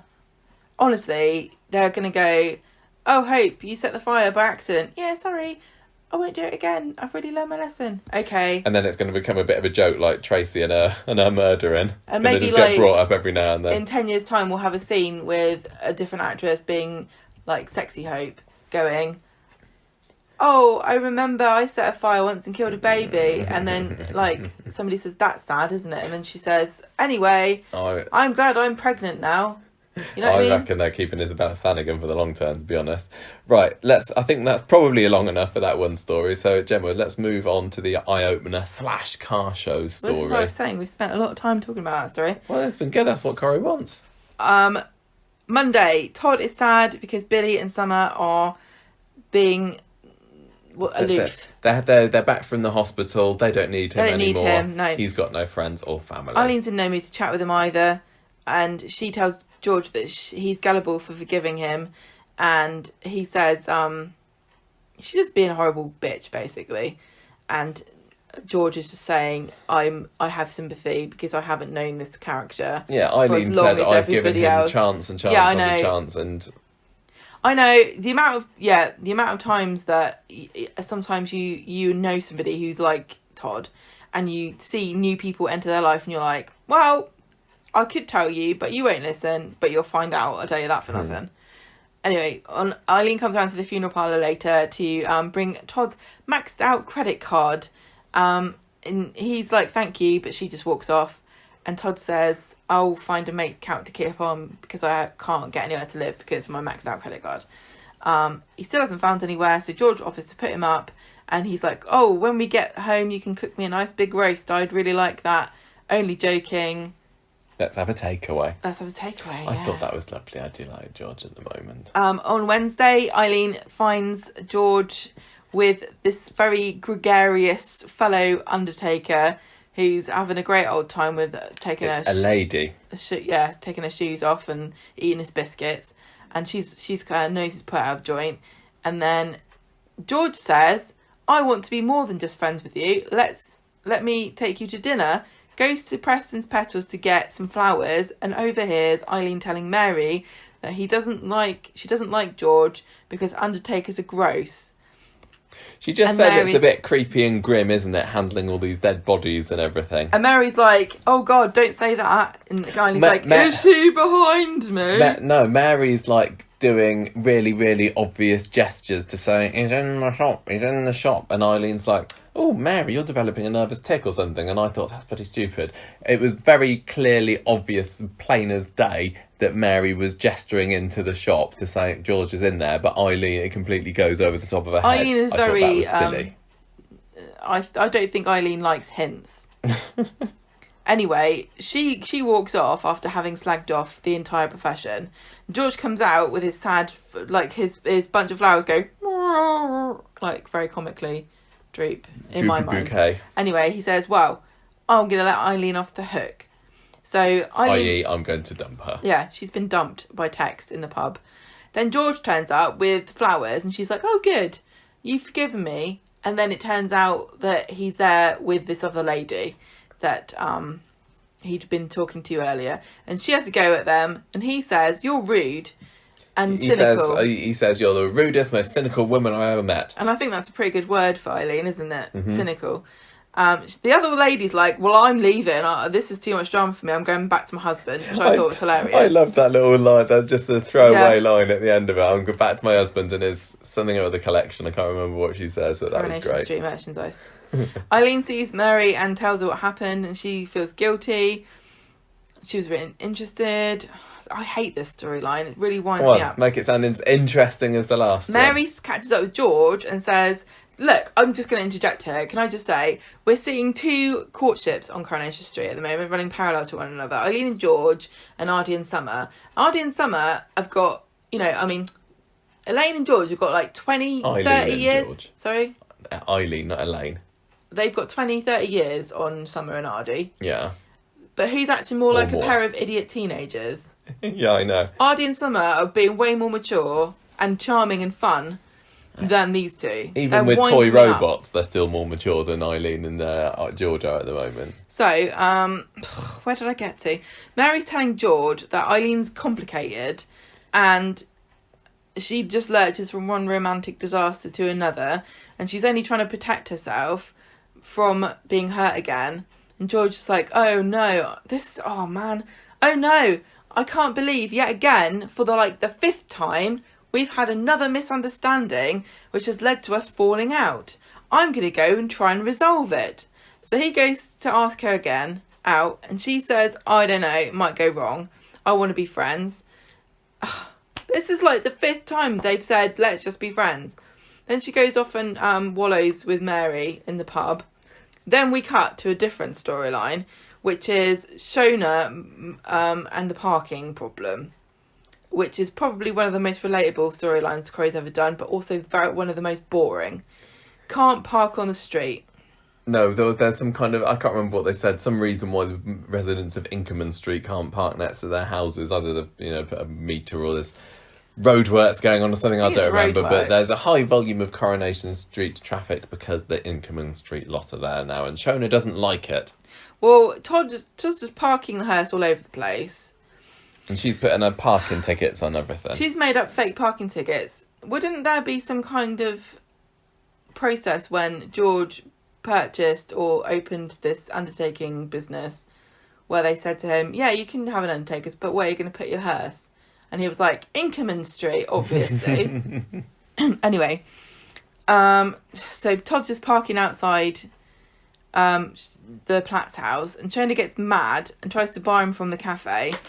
And he says to her, these tickets that you've made are fraud, and I'm a fake lawyer, and this is a fake ticket. And she gets mad, so she puts shaving foam all over his hearse. Then he gets it valeted and gives her a bill for it. And Sarah says she's not going to pay this, and you should just stop being a dickhead. Because everyone thinks you are, and they might be surprised when you act like you're not. It was quite a nice sweet scene, It and was kind of, Sarah and Todd have got an awful lot of history, and she was basically reminding him that he used to be a really nice guy. She was reminding everyone else. Yes, and maybe if you stopped Arsing around like an arse, then maybe people wouldn't think you were one. Todd's got 20 years of history on Coronation Street, and quite early on into his existence as a character, he was with Sarah. Yeah. And they had a baby together. Yeah. Who died. Yeah. Yeah, very young. Didn't they? Yeah, it was died within days, or maybe... I don't think it was a miscarriage, was it? Anyway. No, it was... And he's got the Billy. same name as... Billy. So you might not... It wasn't obvious, they didn't talk about it, but that history exists for those two characters. So it was kind of nice, her saying that, but it did also feel a bit like, why is anyone being nice to Todd at this point? He's making a conscious decision at every moment to be a dick. And she was saying, oh, Todd, you're always moaning that you haven't got any friends, but you act like a horrible man and you wonder why no one likes you. And I'm thinking, does Todd ever say he's mad he doesn't have any friends, or does he kind of wear it as a badge of honour that he's so odious that nobody likes him? No, he feels bad about it. Well, he's just a whining little... I've seen the look in his eye. He wants acceptance. Well, you can't just be a horrible bloke and then wonder why nobody likes you. Anyway, that's the end of that. Ran around George and Eileen, boring as hell. Do you think are they actually going to get together? Because up until this week, I was thinking, oh, it's all very inevitable. They're going to get together. But now I'm thinking maybe they won't. And if that is the case that they won't, then I'm thinking, why have I invested the last 8-9 months of Coronation Street in this couple? Because I think they could be quite good together. Me too, but I just find it very juvenile. Yeah, just I get Eileen's attitude, and yes, it would make sense that she's, in self-preservation mode. She's so surly. And all that, but it was just very, very frustrating. And the old overhearing something, and... The amount of times that they've both gone, right, we've fallen out with each other, but let's try and date. Oh no, we've fallen out with each other again, let's just be friends. I still have feelings with you, let's get together. Oh no, a misunderstanding again, let's just be friends. Even if at the end of this, when he went round with his white flag, she'd said, all right, let's give this a go. Being like, okay, they've made it there eventually. But the fact that the conclusion was, no, I just want to be friends, is just mega, mega frustrating. Not because I'm thinking, no, they're perfect for each other, but just partly because it's like, Well, this has put this on hold for a little bit. What's the next thing that's going to happen? I just wanted them to say, do you think we've got anything here? Because we keep going around in circles, and I feel like we do, but it never works out. Why? But they just, you know, and George has been an idiot, and she's been an idiot. And it's a shame because I do like Eileen, but we've been watching... I feel like I like both of them in spite of the way that they are being written and acted, which is bizarre. And we've been watching 2001 Eileen, haven't we, on the DVDs? Very different. She's just a lot more fun and less world weary, but she hasn't been through as much. She's been through the ringer in this past 20 years on the street. You know, marrying a serial killer, and all those troubles. Everything that Jason and Todd have put her through, and everything. Dennis dying, Dennis Stringer, that is. So it's no wonder, but it's a shame because she was such a bright, cheerful, still sarcastic, which she still is, but she generally had a smirk and a smile on her face back in the olden days, and it's just gone now, isn't it? 2001 Eileen would tell 2021 Eileen, cheer up, love, stop being such a miserable Debbie Downer. Yeah, she would. And that's one reason why I kind of want this to work with George, because I want a little bit more happy Eileen to come back. Is actually really fun and nice to watch when she's in a happy relationship. Yeah, she is. She's great. And to be honest, when she's not in a relationship, they don't give her plots. And her sole function seems to be sitting in the front room when Todd, Sean, or whoever else is lodging there comes and tells her what weird shenanigans they've got up to recently, so she can sort of roll her eyes, or hanging out at the taxi cab, listening to Steve and Tim complaining about whatever they're getting up to. Yeah. Oh, Eileen, come on. Right, let's move on. We were not too impressed with that one. So the odd couple storyline. This is good. I enjoyed this. Oh, man. Eventually. How much of a percentage of the goodness of Coronation Street at the moment is solely down to Adam Hussein? Quite a high amount. And Jimmy Harkishin together. Dev and Aadi are carrying the humour for the show at the moment, and it's so fun to watch because the writers and the actors have got into a really good groove. Yeah, they can do no wrong. I'm sure this is no surprise to the listeners because we've been banging on about this for months now, but literally every time that they come into a scene together, it really feels like produces it's coming gold. to a head as well. Like, it really feels like this is a golden era. Yeah. In the same way that, you know, and it's not going to last for very long. This is the thing. The same way Appreciate that it while I we think can. Sam had a very, a bright and shining but brief moment of glory, which is waning now. I think, you can argue that this isn't going to last forever, but while it's good, I'm happy to enjoy it. So it starts off with Summer getting a groomsmaid dress from Nina and doing a little twirl on it later on because it was just to try it out. And she thinks that she's fat. And there's been a few times where she's made comments about being a bit of a porker, hasn't she? So it feels like there's maybe something going to develop with that. And she's being told, no, you're not, you look fine. Aadi comes up. And they get into a little awkward situation because he thinks that she's looking a bit hubba in this dress. And he has bought up peanut butter cookies for her as well, which is quite cute. Somehow managing to cut his fingers to shreds whilst doing it. I don't know. I'd probably be the same. That he did, but I find him fascinating. They have the funny little scene where they try to eat these cookies and they're rock hard, and he's there trying to break one in half, and it was funny stuff, I thought. It all gets a bit awkward again, so he goes home. I think it's good because he's endearing and mystified by things without him coming across as being an idiot. Yeah. And I don't know how they managed to do that with him, but they can't do it with other people. So Dev kind of notices that Aadi's been a bit quiet later and digs into it a bit. And then we get this great scene where Dev is offering his romantic advice to his son, which is about as cringeworthy as you could get. What with, how Dev is and everything, and the Dev Meister saying, oh yeah, this is what you got to do. You got to be upfront with your feelings, man. Make a big gesture. I know what I mean. I know about the ladies. Because Aadi has told him that there is somebody he likes. But I don't think at that point he said who it is, which is where the confusion with Amy plays into it later on. So later on, Amy's there catching Aadi looking at flowers outside Preston's petals, and she realises that he needs a bit of help. He needs a bit of a bit of support from the love doctor here. I don't know why Amy thinks that she's the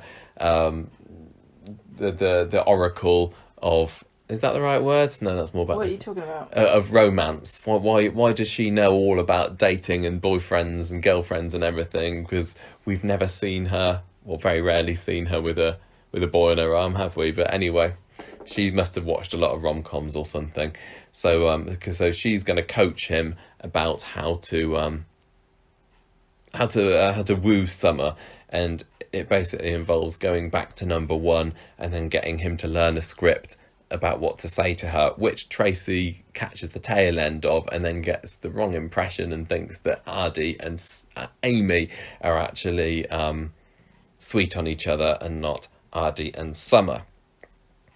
And then this all bubbles over into Friday, when Amy's latest tip for Aadi is to get Summer a robot as a gift. And I thought that was a very nice throwback to Matilda Freeman's Summer, whose house was littered with little robot models that she'd made. Again, I just need to say... Yes, I know what you're going to say. It's not a robot.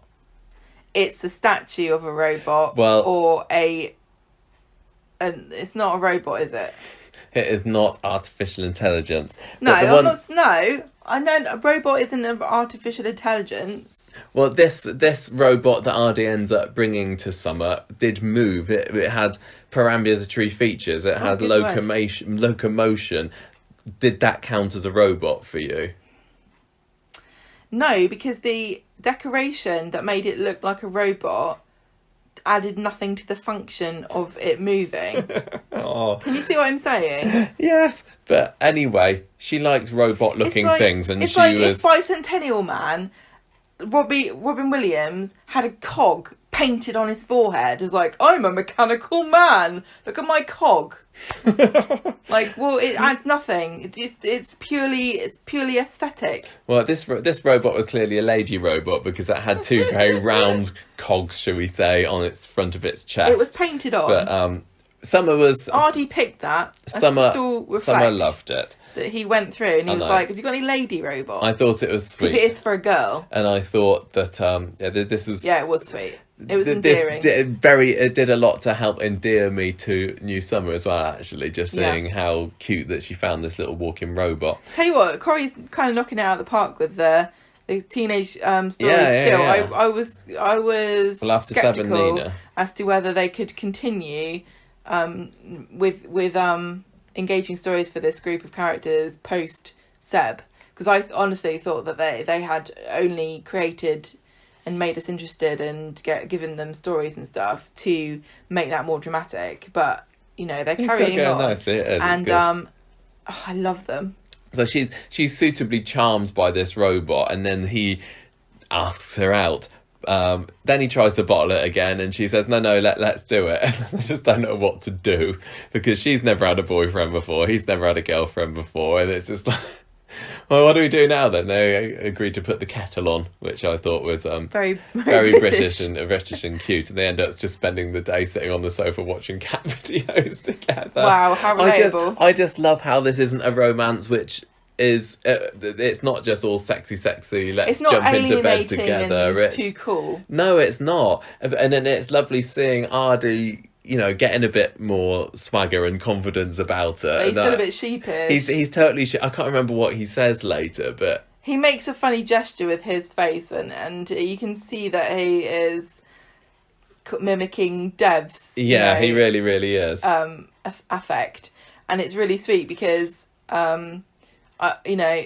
it felt very authentic and genuine. Like this boy who he is a goofball. His kind of modelling his romantic courtship rituals off of this hopeless father who hasn't been able to get anyone in bed for about 15 years. Oh, I don't know.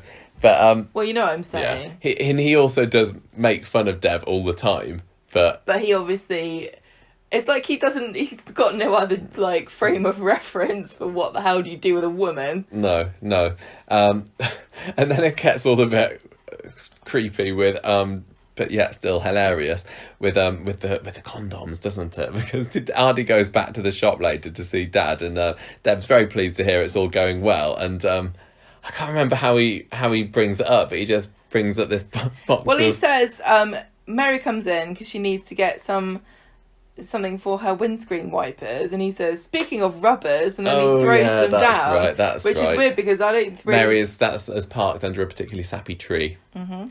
Yeah, and Aadi is a bit mortified by this, and Dev then starts putting together this date hamper. I honestly think, I have no experience, we all know this, but when you're a parent, I reckon something in your mind gets you through being smeared with feces and vomit. In your mind, you're like, when you get to 18, I'm going to embarrass you so hard and get my revenge for all of this that you've put me through as a baby. But he wasn't doing it on purpose to embarrass him. But he was enjoying making him squirm, wasn't he? Dev's not stupid. He knows that giving a teenage boy condoms in front of his bloody ex-nanny is going to embarrass the heck out of him. Yeah. And he's like, I don't even care, because if you're going to be dating a girl, you need to be able to maturely handle your responsibilities, and here they are. I just loved in a box of various sizes. It showed what a good relationship Dev and Aadi have got, that he knows that he can get away with it, and Aadi's not going to, go stropping up to his room or throw him in his face. They've got such a great relationship. It's brilliant. So Deb starts putting together this date hamper, which includes, some breath spray, some deodorant. Yeah, that's right. And then he says to Mary, and he's like, and some protection for this brilliant little embarrassed, shy face. It was so good. Tracy is pretty shocked to hear that Dev is encouraging such promiscuous behaviour with his son, as was I a little bit, considering how he reacted to Asha. And I think we mentioned this on the podcast before, and it's different for boys and girls. And Tanisha Gorey is incredibly noticeable by her absence in this story, and I hope it's not too long before she comes in, or before Asha comes along and is like, hang on a minute, Dev, why are you enabling your son when you were pretty much locking me up in a chastity belt? I do hope that Asha's back soon. Anyway, Tracy says, look, this, because Dev's like, he's a boy, he's got to sow his wild oats and everything, he's got to have a bit of practice. And then Tracy's like, you do know that the girl that you want him to practice on is my Amy. And Dev's like, well, I had no idea. I can't remember who he thought it was, whether he thought it was Summer or not. But they kind of agree that Amy is far too young for this, despite the fact that, she's already had an abortion. And definitely Steve can't find out about this, otherwise he'll get really, really mad. I think Steve needs to get over it, because it's only going to happen with more frequency the older that Amy gets. Yes. Was Steve not married to Vicky by this point, or at least Vicky was married to him by the time he was the same age as Amy? They got married pretty young. I think you get married to each other. You know what I mean. So anyway, I thought that they might at least leave it a good episode or two before Steve found out what Tracy thought was going on, but no, it was barely a scene later. Steve, how did it happen? It was basically... he sees a message on Tracy's phone, saying, read the sex, you're right about not telling Steve, he'd go off the deep end. So he thinks that Dev's jumped back into the sack with Dev again, and yes, that's not the first time Tracy has, because, she's already had a night of wonder with him, and this is 20-odd years ago. No. Anyway, Steve's fuming. He thinks Tracy's been having it off with Dev, and Tracy says, no, it's Aadi and Amy, that's who we're talking about. Still massively livid about this. Goes and has it out with Amy in front of the salon. Yeah. No, he doesn't. He has it off with Dev, doesn't he? Not has it off with Dev, has it out with Dev. And then they have this comes round the corner brilliant standoff with this Costa cappuccino in his hand, and he's like, hey, and he does the peace sign. He does, doesn't he? And Steve is literally running at him like the Terminator. He looked like the evil Terminator. And then obviously COVID force field prevents him from going too far, and then he starts shouting at him. It was ridiculous, but very, very funny. It was all the character, all the actors are really great at comedy, and it was even Steve, it who was, I think is not always the best as well compared to how much it used to be. I thought was it was because very it was a silly. farcical situation. Really, It was. Wasn't It was kind of almost Shakespearean in a. Yeah, and then who should walk round the corner but Summer and Amy and Aadi? Now, Summer right found into the middle of this. the least funny of everybody. Yeah, Because it was her chastity that they were arguing and I over. don't know whether in It felt her a bit head, like A Midsummer Night's Dream. I don't even know in her head whether sex had even come into it. I mean, it hadn't seemed Who's to with bottom? Aadi as well. Obviously. I mean, I think Aadi has in the past been kind of almost shamed by Asha because she was making fun of him when she was having it off with Corey. She was saying, "Oh yeah, you're still a virgin, aren't you?" And he's like, "No, I'm not. I've had loads of girlfriends." But actually, he is not very experienced in the ways of women. But so I don't know whether he was thinking this is My one time to step shine. towards me getting Summer into bed. But Summer definitely, I don't think it had gone on her radar at all yet. So she disappears off embarrassed. And then Aadi goes to Victoria Gardens to try and find her. He and Amy think it's kind of funny. Summer doesn't see the funny side in No. it. And we end the episode with Amy offering more advice about how he can make up with her. But we will wait until next week to see how that plays out. But honestly, being a teenager and dating is about getting embarrassed by your parents and feeling awkward and unsure of yourself, and they captured it so well. Thank goodness nobody wanted to be my girlfriend when I was a teenager. When did we get together? We were 18 or 19 and at university. That's teenaging. We didn't have. Well, I suppose your mum and dad were around, weren't they? But my my mum and dad weren't about then, so I did. It's not the same. It's not that they're Okay. Aadi and Summer are a bit younger. God. But anyway, very very funny stuff. It's looking like maybe Aadi and Amy will develop feelings for each other. Did you get any of that? No?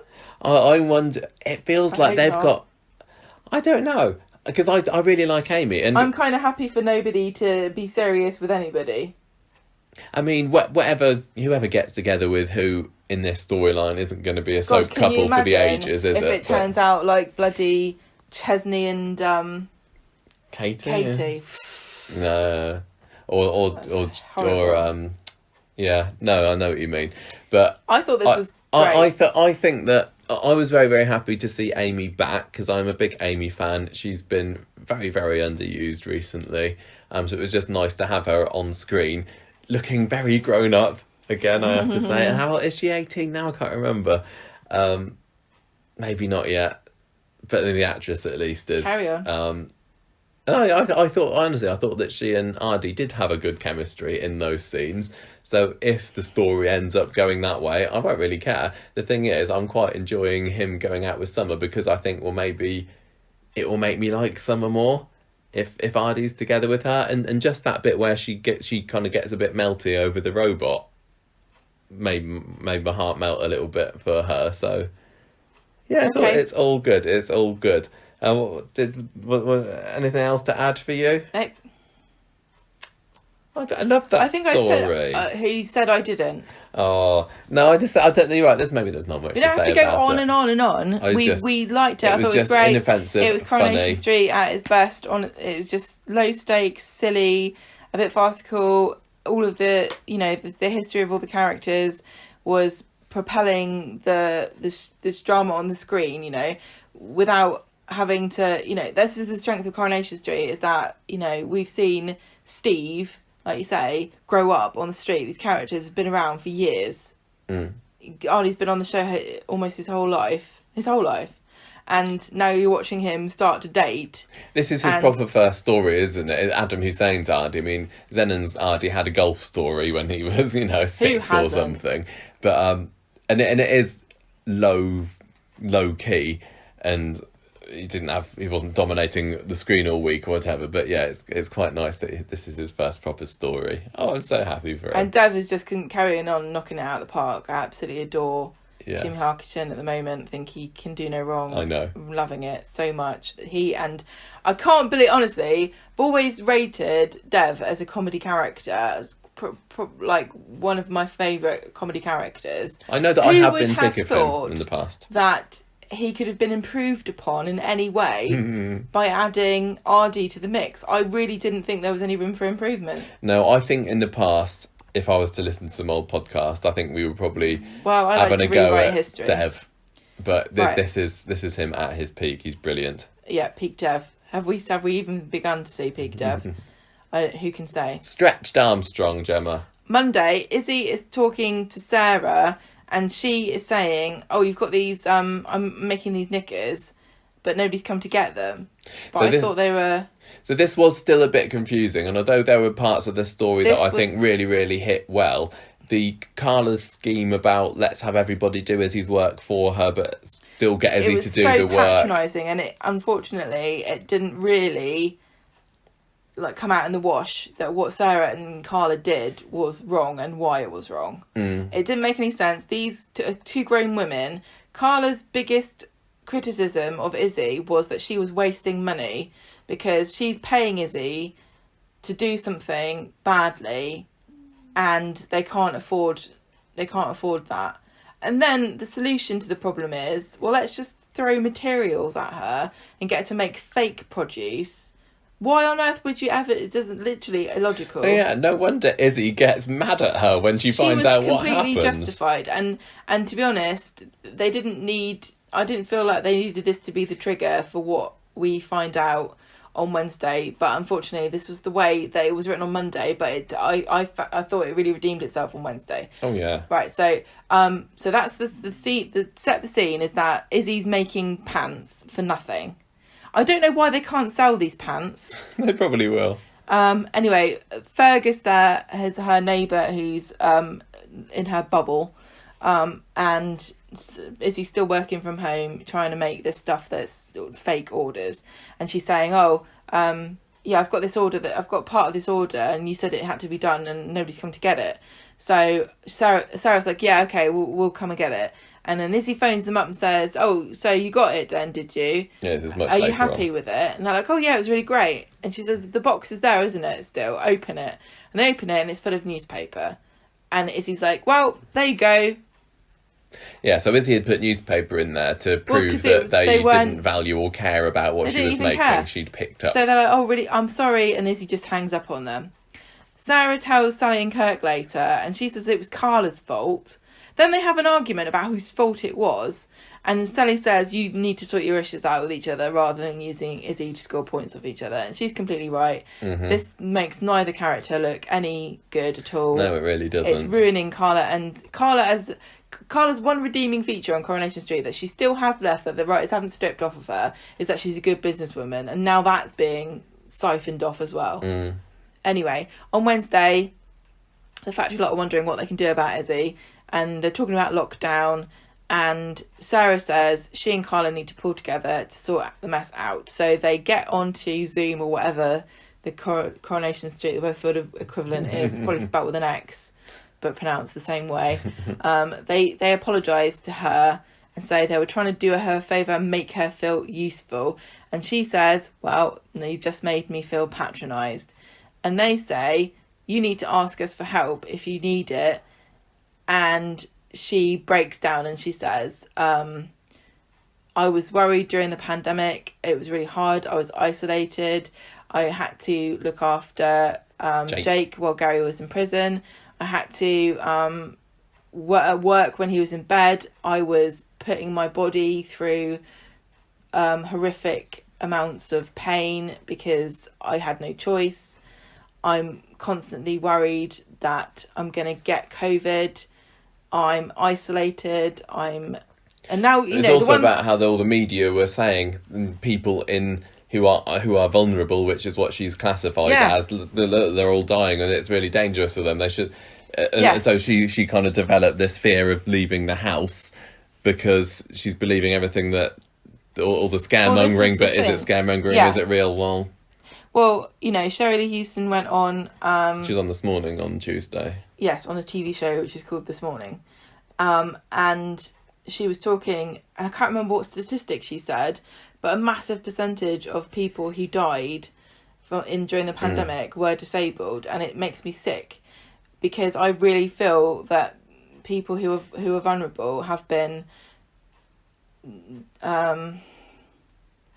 done wrong by, honestly. We think we're so sophisticated and advanced, and we can't look after people that need our help, and it just feels so wrong and painful to see Izzy crying, and to know that this is real experiences that people are going through. Yeah, and I think that's why with this it really did get to me more than the Alina miscarriage did, and it was partly because I was thinking, this is Shirley speaking from the heart here, and I mean, what she was saying on This Morning the other day was, for the past 16 months I've not even left the house apart from to go to the hospital.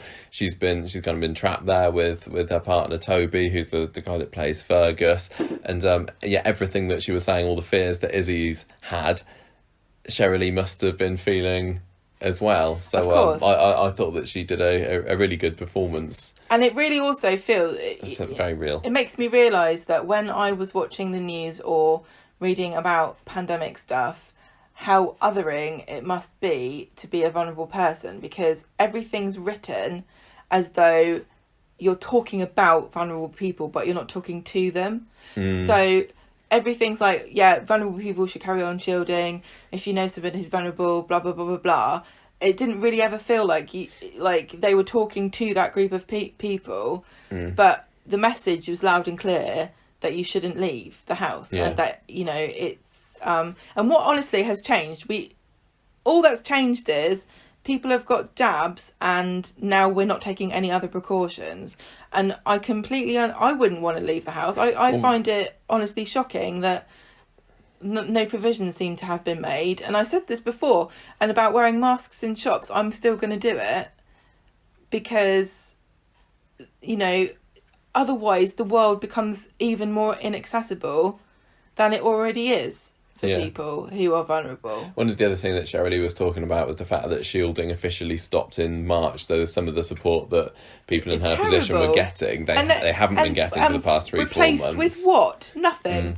Replaced with the idea that eventually we're all going to get jabs, and this is what Carla's been saying. What is it? You've been double jabbed. You're fine to come back to work. Or she had been saying this, wouldn't you? I know. Yeah. So it's because we keep hearing stories about people who've had jabs and get sick, and they say, a very small percentage of people who have jabs will get COVID and die from it, and it's like, well, I wonder which demographic that could be. Yeah, I know. A lot. It just makes me really angry, actually. I'm very glad that they've done this story. I think this was one of the best stories that they could have done, and I'm so pleased that they did it and worked with Shirley to tell an authentic story in an authentic way, and in turning, and working with her real life circumstances to share something that's really important, because we know that Shirley is a big advocate for people, disabled people. Of course, yeah. And she works really, really hard to get the message out, to be visible and in the public eye, and sharing experiences from people and saying.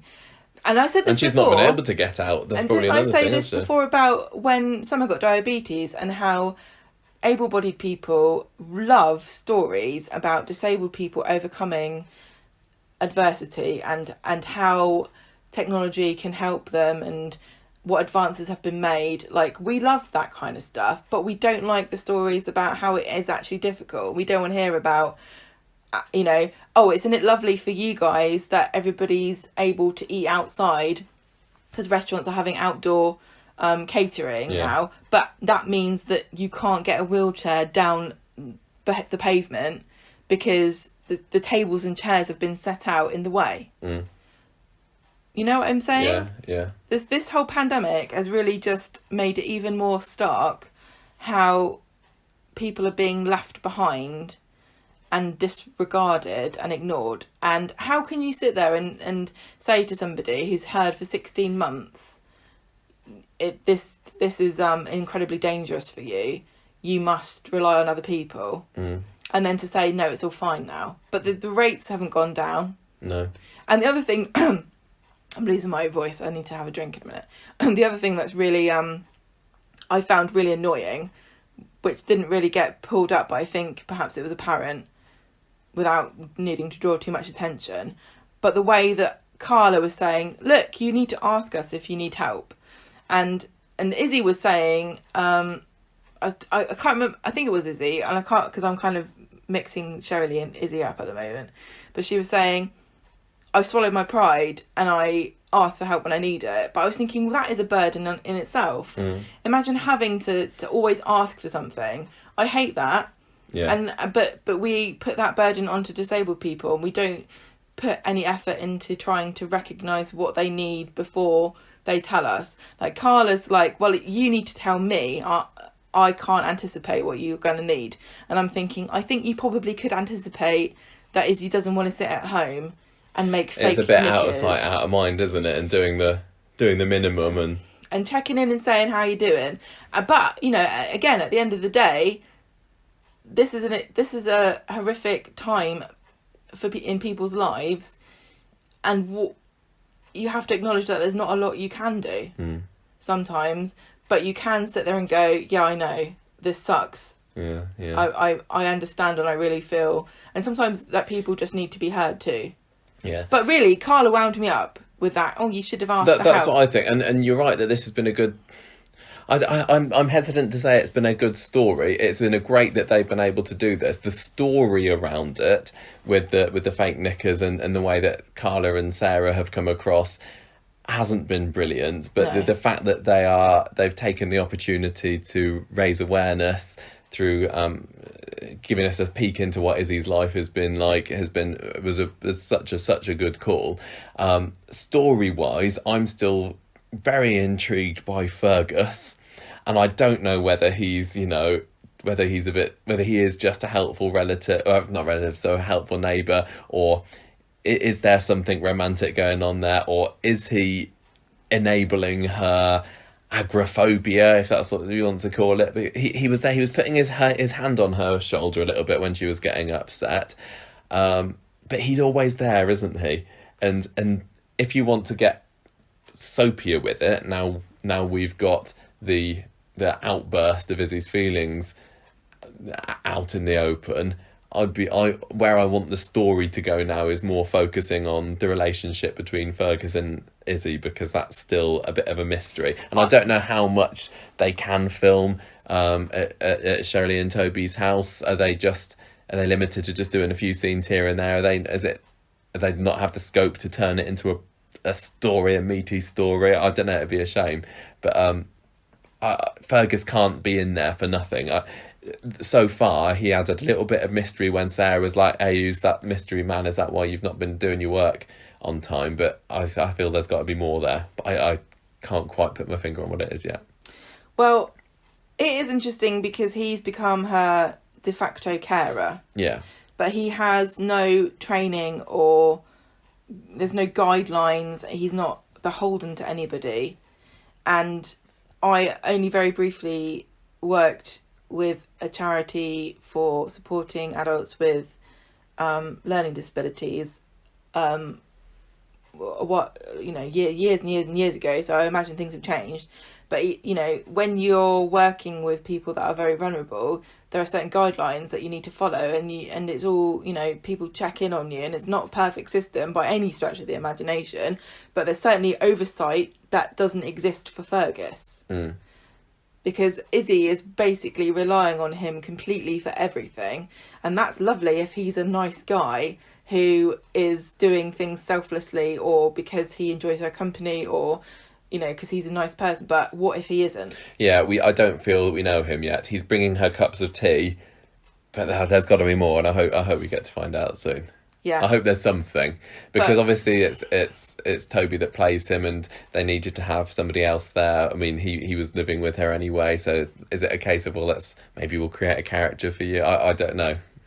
But anyway, I thought Izzy has not often been used well in Coronation Street, but this was like such a fantastic scene, so heartfelt. She's talking about the physical toll it's taken on her body, and I think other people's pain is such an easy thing to dismiss. But, and it's really hard to imagine what it's like to live in constant pain. Yeah. It's impossible almost to imagine, and just being sort of called out there by the character saying, this isn't just me bored at home, this has been mental and physical torture for 16 months. I'm wondering if and when this is all over and maybe Izzy reintegrates back into the show properly and everything, will it make other viewers more sympathetic towards her? Because you're right, she hasn't always been used the best in the past, and maybe this is a way into us understanding the character a little bit more and giving her more of a chance in the future. Yeah. I just thought that was absolutely fantastic, honestly, well done, and it's such an important thing to talk about, and I think it was done perfectly. Oh, I thought it was very, very, very good. Right, let's whiz through the final story. Was 2 stories left? I don't know. We got the character profiled, which was so big last week, and it was just, they put a pause on it at the end of Monday's episode, but basically we're carrying on with, are we going to appeal? Is Brody going to get in trouble for what he did after he stopped Michael and James? What's Craig's role in this? Yeah. Whose side is he going to take? And at the beginning of the episode on Monday, he can barely bring himself to look at James and Michael because he knows that he's put them in a bit of an awkward situation. Well, he feels guilty. Yeah. James... And he feels uncomfortable because he probably feels as though he shouldn't... Like, I haven't done anything wrong. Why do I feel so bad? I know, I'll just ignore the source of the problem, which to him is Michael and James. Yeah. So James gets a visit from this woman from Professional Standards later, who's kind of reviewed the camera footage about the arrest and everything, and she said, look, it all looks pretty legit, actually. I don't think that there's a case here to follow up. And the Bailey boys say, look, it's not about that. We should never have been stopped in the first place. It's not about the method that we were arrested or whether he were right to be arrested or what. He racially profiled us. That's what our problem is. And then they say, well, what did Craig say? He must have seen it. And she said, well, we took a statement from him, but that didn't have any bearing on the inquiry, which is now over. So, yeah, whatever it was that Craig said, he was obviously not willing to... Well, no, she just said it was irrelevant. Yeah. We don't know what he said. So James is getting some exercise out later, and Danny's there. He's back from his chefing course. Turns out you hold the blunt end of the knife. He gives him a bit of a pep talk about staying positive and everything, but doesn't really get him anywhere. James isn't in the mood. Craig walks past, and James says about this visit from the woman, and Craig is looking incredibly uncomfortable here, and he admits that he didn't see what happened between James and Brody, so he couldn't say that he did. He also didn't say about how they were driving badly and everything. So he said, he wasn't. No, listen, he didn't say, I saw them driving, and when I saw them driving, they were fine, which is what James wanted him to say. Yeah, he just said, I didn't know. Actually see. He just basically said, I didn't see what Brody said he saw.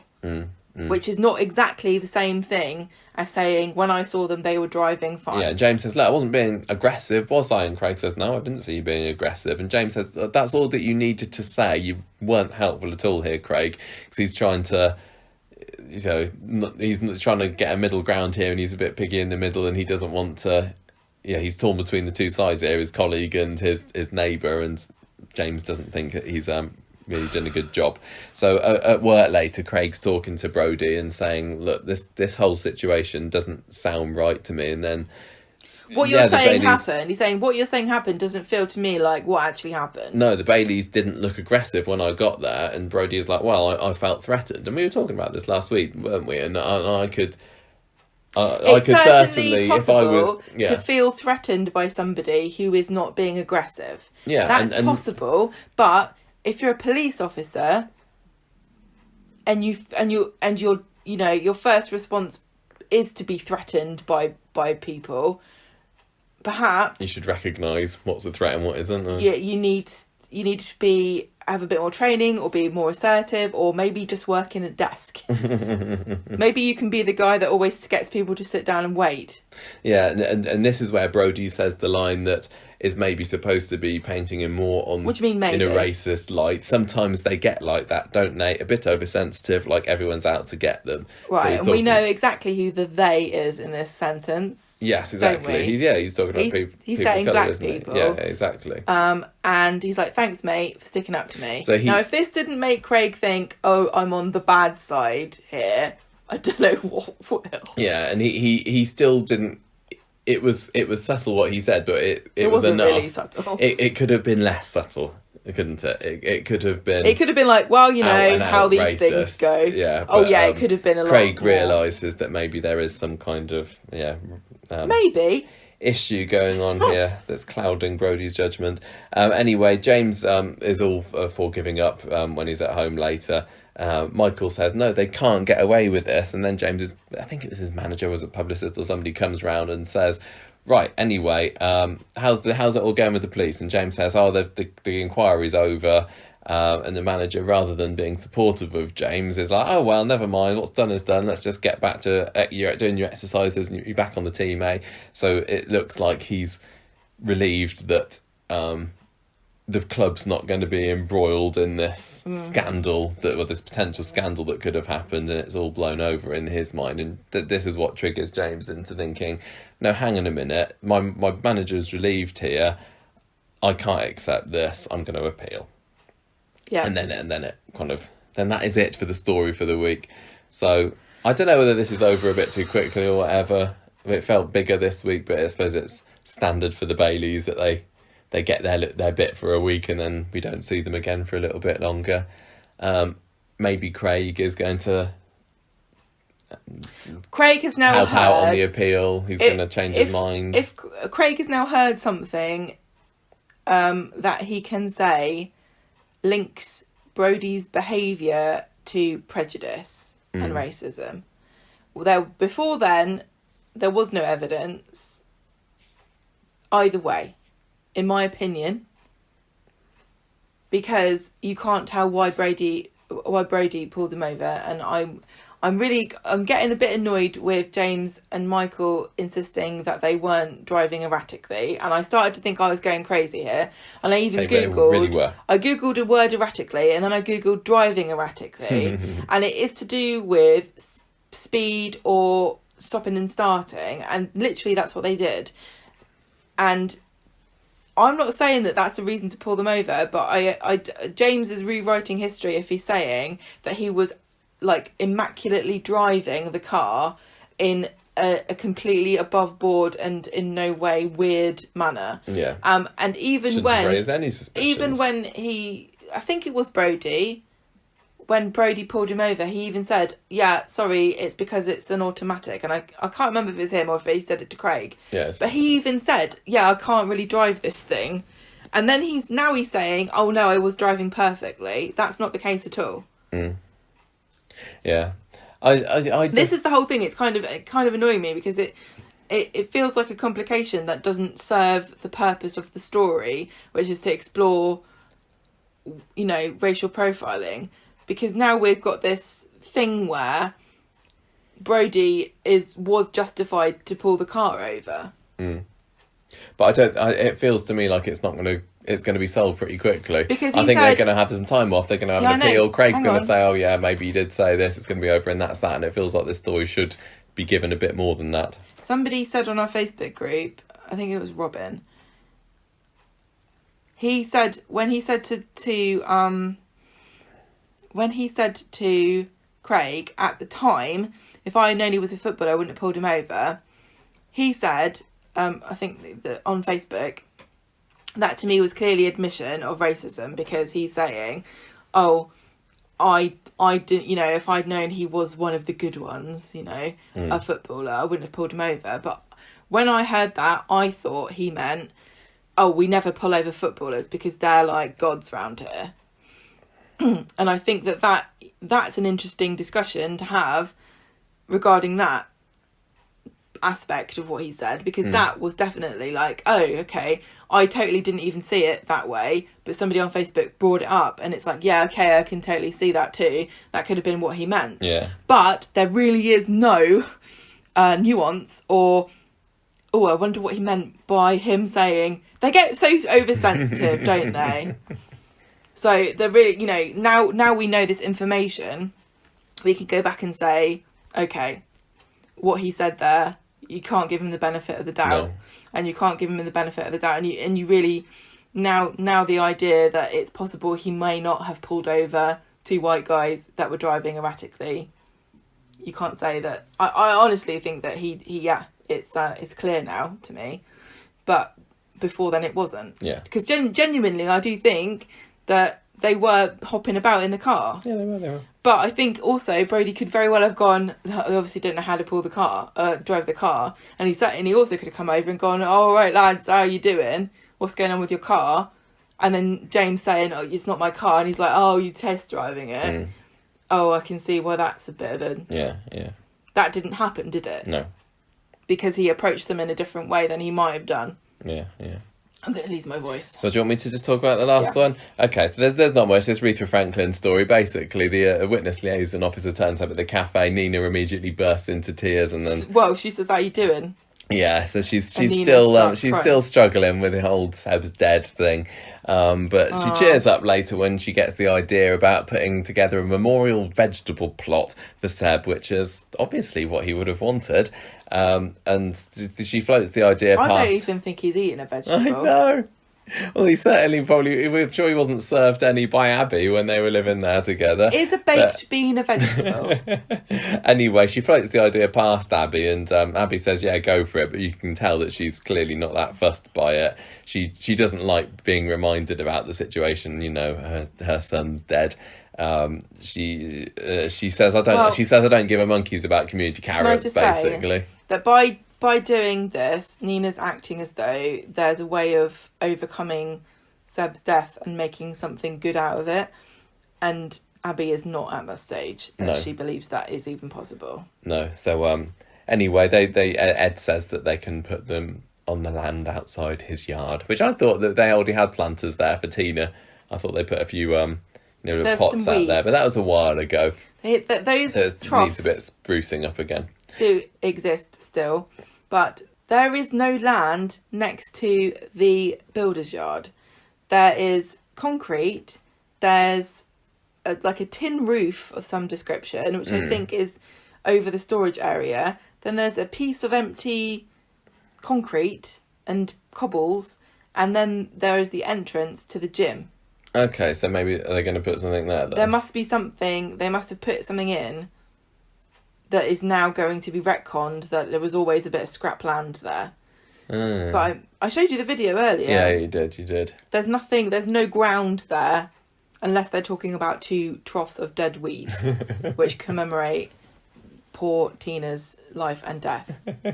Guess we will find out soon. So Ed's like, oh, you want a memorial garden? Oh, that's cool. You can have the one that's in my yard.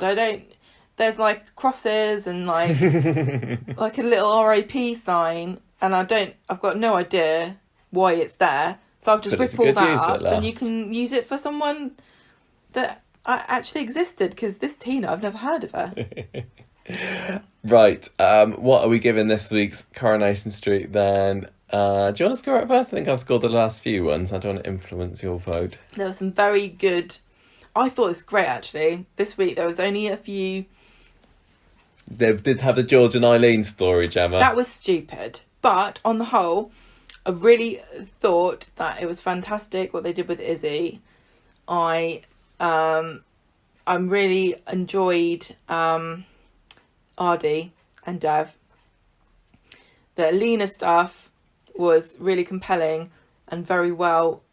The conflict is well constructed. So I want to give it a 4. Nice, okay. 4 what? I'm going to give it 4 sexy gormless doormats. Okay. I wasn't as into it as you were. I think the fact that you were affected by Alina's reaction more than I was, and I was seeing a bit more of a cynical plot device at the time, meant that it didn't feel like it was a brilliant first part of the week, but they've more than made up for it in Friday's episode. You're absolutely right that the conflicts that all these characters have now found themselves into has got great possibilities for this story in the future, for Fiz, for Tyrone, for Evelyn, for Hope. That's really, really exciting stuff. Aadi, again, can do no wrong in my eyes. And I do like George and Eileen, so I like how they've got screen time. It's just getting more and more frustrating that every week that they're featuring, they don't seem to have made any progress. No. And I'd like idiots. I'd like them to have a chance as a couple. So let's just get on with it. Character of the week. Do I get to score it? No. I'm giving it 3.5 fragrant and safe dating delights out of 5. So not a bad week at all. Well done, Friday. Character of the week then. What should we say? There's quite a few. I want to contenders. give it to Alina. I thought she was fantastic. Wow. Okay. With a bonus shout out to Izzy.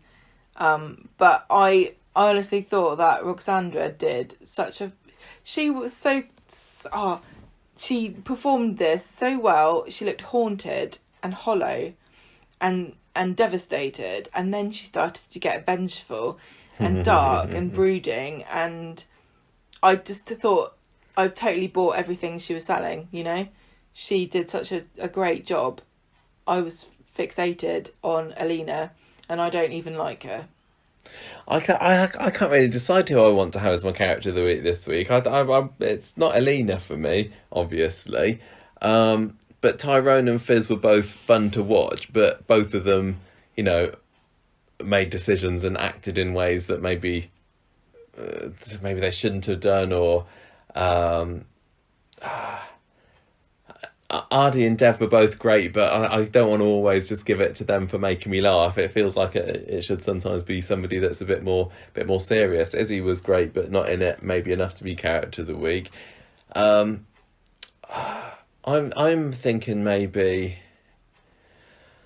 Evelyn. As much as I enjoyed the other characters in there, and although Evelyn didn't have a major role to play, just that scene where she broke the news to the girls I thought was excellently done. I like how she's not really taking sides. Although she's telling Tyrone he's a massive pillock, she's still very sympathetic towards his situation. When the miscarriage happened, she was devastated and supportive of him. Those scenes where she and Fiz were kind of dancing around the idea that maybe Hope was responsible for this in some way were very well done. And that final shot of her with the head up against the door, just contemplating the mess that the family's got themselves into, was fantastic. So yeah, Evelyn for me, I think. But lots of others that it could have been as well. And I think that's it. I thought it was a great week. Yeah, good week.